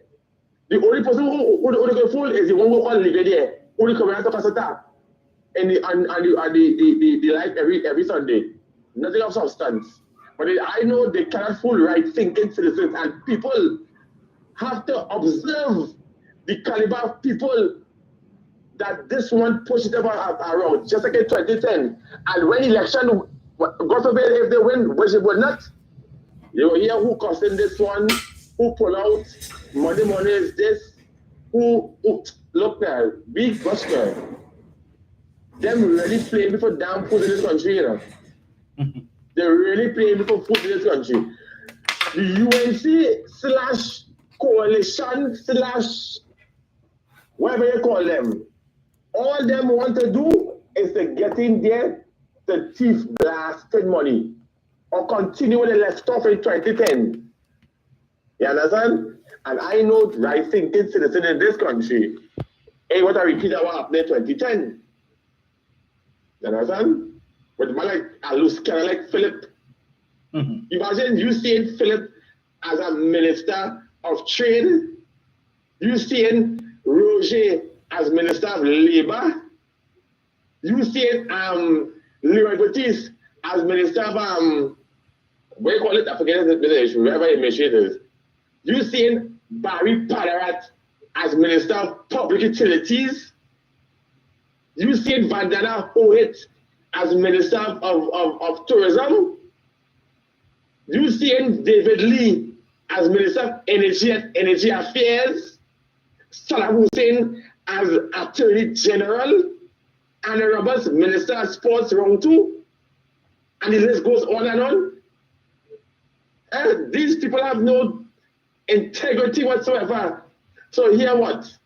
Take my advice. All of you, HYMC. Have yourself a Merry Christmas. Right? Dominic, good program as usual. You continue the fight. We will continue the fight.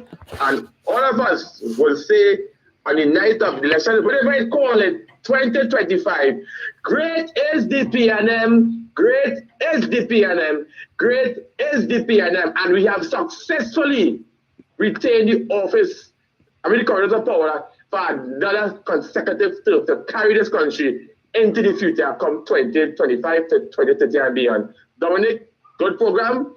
Lock on listening. Thank you, sir. Right, so Gail Rambali is asking if I can explain the EBC changes reported in news today. Yes, I will address that, Gail. Because I see the leader of the opposition is making an issue about that. She has lodged her disapproval with respect to the observers. She doesn't want CARICOM observers. She wants international observers. She has again sought to impugn the integrity of the EBC, right, saying that the EBC is in collusion with the PNM, but yet still when they win is a different story. And I keep asking, if the EBC is in collusion with the PNM, how come the PNM lost 14-1 in Tobago? How come? Fernandez Scope was on vacation at that time, or everybody all the PNM people who working in the EBC, they went on vacation for that election, so they weren't there to gerrymander the results so that the PNM could win. Do you all think before you talk that nonsense? So the fully dons who like to talk that foolishness. And the leader of the opposition, again, is the same thing, but she's already creating the narrative. So when they lose next year, she could come and say it's because the thief and the PNM and the EBC.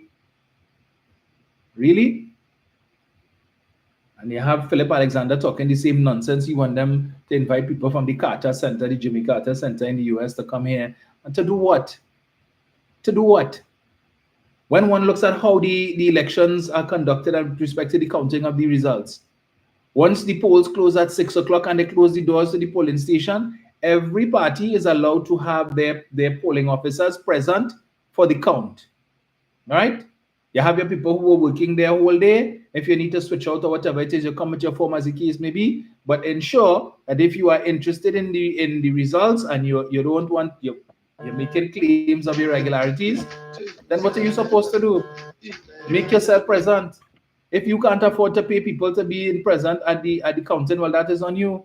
But then the UNC has a nasty habit of hiring people to work for the elections, and then afterwards they hear people complaining they didn't pay we, and they say thing we was getting X amount and we didn't get no food, and up to now we still waiting. And then you hear the candidates owing money, they owe the truckman, they owe this one, they owe that one, and the party didn't give them any money, and they were left out in the lurch.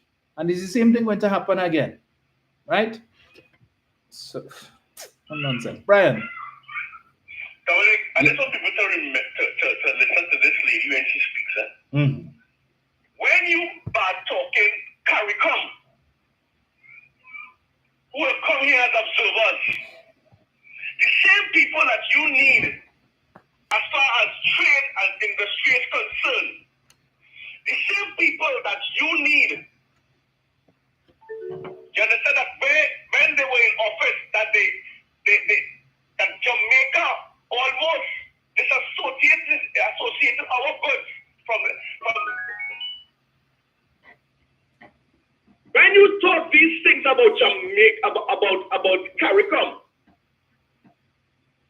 what do you think CARICOM is going to think about you as a leader? Dominic, this woman is a clear and present danger to trade Tobago. She is trying to destroy this country and rule in the ashes, Dominic Romain. Yep. When you say these things about Maduro, about CARICOM, our nearest and dearest neighbors that we need for the survival of Trinidad and Tobago, Dominic. I want people to understand, I want people to understand what she's doing. You're not in office. So who are you going to trade with if you should win elections? Who are you going to do trade with? Dominic, I hope people should be afraid, as I am, that if this woman should win elections, Dominic, what will become of Trinidad and Tobago, Dominic? Who are we going to trade with? Who are we going to talk to? You're talking to Africa. You're talking to, you don't like CARICOM. And you hate Maduro. All because of the gas. Dominic, we make money just the other day when we sold gas to Egypt and Italy. Dominic, we make money. The country made money, Dominic. When we sent those 2 ships of LNG to Egypt, look at where, Dominic, Dominic, we working with the world. We doing trade with the world. We selling to the world. Egypt, when I heard of Italy, yes, I understand. Egypt, Dominic, to be honest with you, big man, as I say, big man thing, I didn't even know we were negotiating anything with Egypt, or Egypt was even talking to us. Egypt, Dominic. Egypt. And Kamala Prasad, we set up bad. She didn't even know we had shares in Atlantic LNG when she was in office. She didn't even know. She didn't care to know. All she cared to do was to fly up and down in the helicopter from north to south and south to north. She didn't know what was going on in the country. She 5-day weekends that the end. I wonder what Gary's saying to them about them 5-day weekends. I wonder if he's going back to the past. Or he's still saying that you used to get up in the morning 4 o'clock to talk to you. I wonder. Dominic, the people of Trinidad and Tobago, Roche said that the people on the East-West corridor ain't know nothing about oil. Imagine that. You are talking people on the East-West corridor like it's a dumb and dotish and stupid. Trinidad and Tobago, oil, wake up, Baratayan has always say, wake up.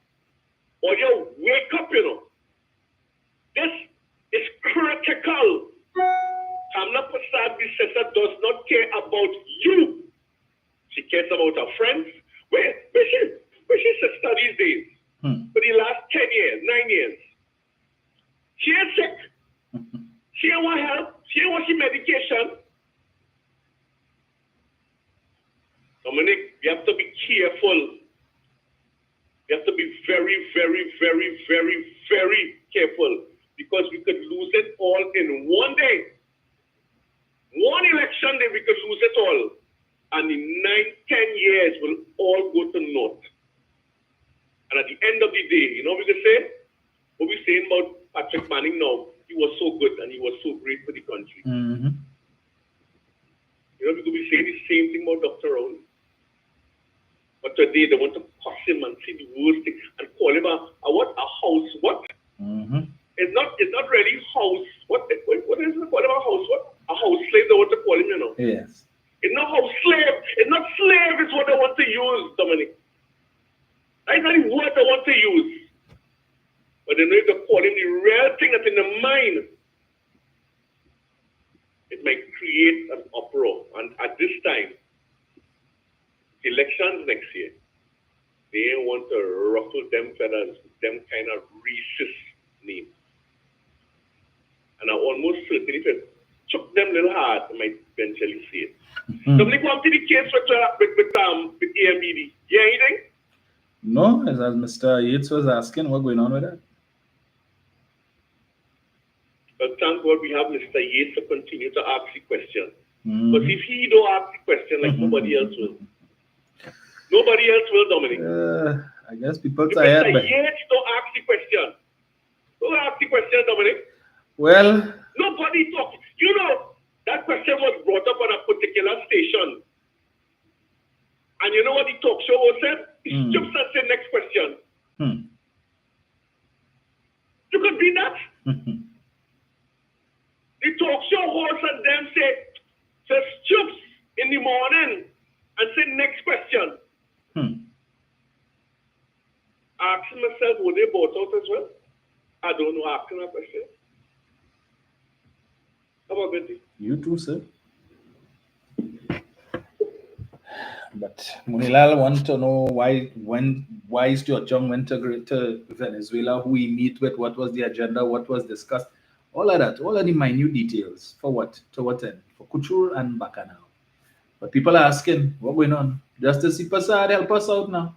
You say that matter on your docket for too long, 7.5 years, and you don't normally have cases that long. Treat with it now. Please, we begging. You have other issues you have to deal with, you know. Certain of your judgments, where the appeal court had to pull you up on your judgment with respect to Croco, so we wait to see how that goes. But anyway, I'm looking for a comment I saw here on YouTube. What's the guy's name? Caribbean something. Talking about the PNM give out hampers for Christmas, and if I get mine, because that's what we vote for. Really? I will, in a couple of days, I'll be boarding a plane heading to Washington for Christmas. And then from Washington, I go to New York, and then from New York to Florida. Where you spending Christmas? Looking for hampers from Passat Bisasa? Really? Come again now, papi. I don't need that. You understand? Okay? I pay for myself. Okay? Right. You could do that? I just ask it. So when you want to come here and yap and talk nonsense about hamper and who vote for hamper and all kind of foolishness, I'll be in the cold. Where will you be? Going from house to house by your family members hoping to get a plate of food? Miss me with that rubbish. And choppiness. As David is saying, CARICOM has rotating chairmanship. Yes, David. School, Mr. School Winston, but Dr. Roddy is the head of CARICOM. Well, I like nonsense. He's the head of CARICOM, and he had to write to the CARICOM secretariat to ask for observers. All they call them, we want observers. All they get the observers, and all they want to talk a certain nonsense. Really? All they not for real. You want international observers. And then what? Well, maybe Dr. Oli should bring the international observers too, and the CARICOM observers. Or they want observers from Africa too, from China, from every continent. So when it is all they get all their tail cut, what they will say then? Dr. Oli pay off everybody, and miss me with that, yes. So Shell says he'll be out in the cold. Daddy says they want observers from India. I wouldn't know that at all. But they know what Jindal. Let me just take this last call here before I depart. So there will be, of course, no live on Tuesday, folks, because I'll be in transit to Washington. But while I'm out there, I'll try to see. Can't guarantee. If it's a little too cold outside, I may stay indoors, and I'll try to see if I could do live next week. You would say, really? You would say it was free and fair? Okay, you might say that. Don't know for the rest of them. It says free and fair, okay. Don't like Kamla Pasabi says I hear you saying that, eh? Right. Don't like Kamla hear you saying that at all.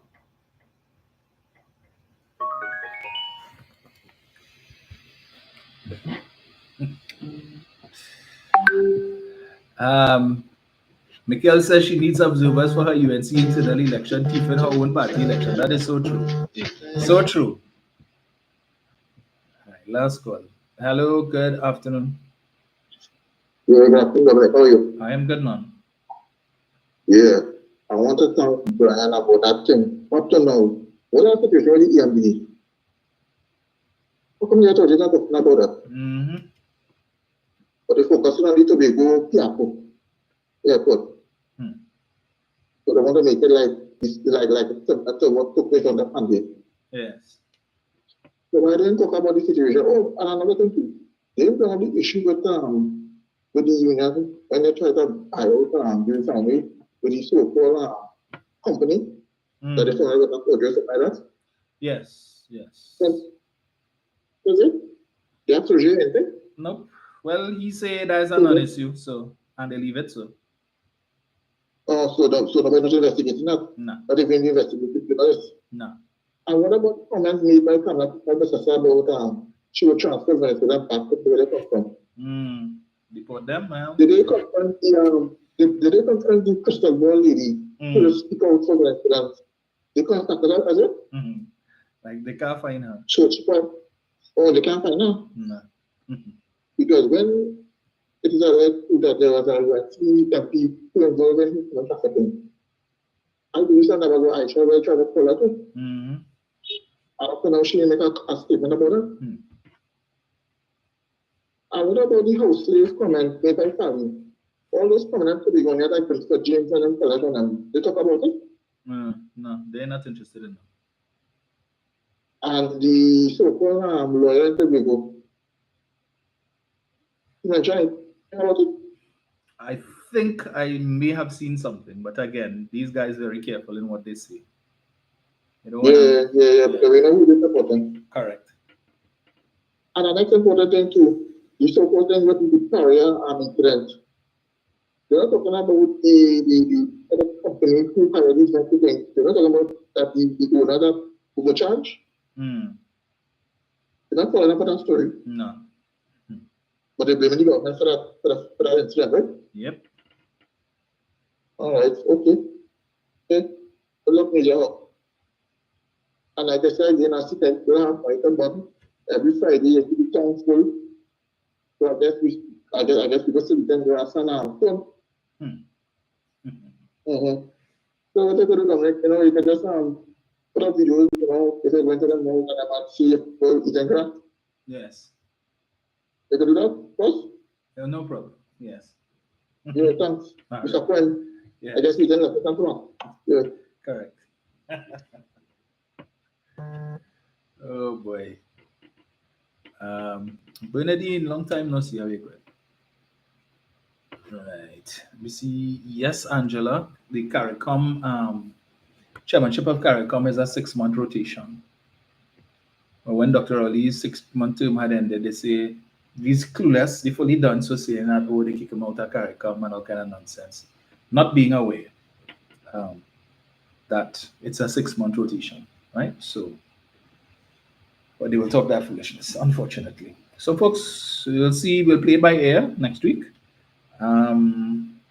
So I said, if it appears it's extremely cold out there. So if it's too cold, I'm not going outside.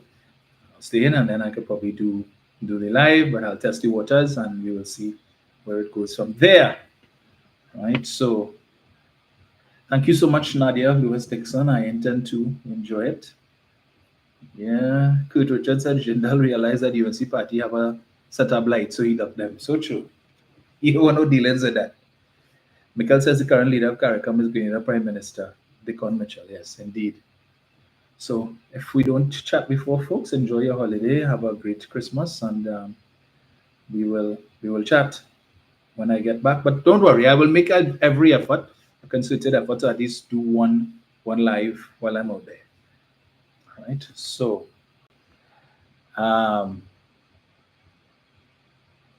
okay. Okay, Bernadine, noted. Thank you so much to all of you guys. For those of you who are traveling as well, have a safe trip. Who knows, we might bounce up. A couple of people who listen out in New York reached out to me, so I'll see what can happen while I'm there, who I can run into, take some pictures and the like. Angela says it was warm in Houston today, going to 80 degrees Fahrenheit. Yeah, I've been checking the temperature in Washington. Oh gosh. Last I checked, they were saying it's 2 degrees, but it feels like -2. So, let me get my winter clothing. So, folks, enjoy the rest of your Sunday. As I always say, make it a safe one, productive one, and we will chat again. Okay? I'm sure something probably going to pop up during the course of the week that might prompt me to have to do a live. Nadia says New York is cold with several Ds. Oh Lord, Nadia, don't say that. Don't say that. Gavin Harrison is saying DC is cold. Lord. Whew. And all of my winter clothing is in Florida. All right, we'll see what could happen. Good choice saying the tricks the UNC playing, you may really have to do a lot. I feel so. I'll make every effort to do so, guys. I'll work with my equipment and so on. So we can chat. Yeah. So I'll do my best to keep warm. And yes, Houston is on my bucket list, Angela. Well, I'll probably put that probably for maybe mid or later next year. Yes. Thank you all so much. Always a pleasure. And let's keep the fire burning. If anybody see Wendell Eversley, tell him I'm looking for him. Yeah. I want to know what it is going on upstairs there. Did he bend the knee? For what? You capitulated? Don't tell me that, Wendell. Don't tell me that. I expected better from you. Okay? Right. So, folks, we will chat again soon.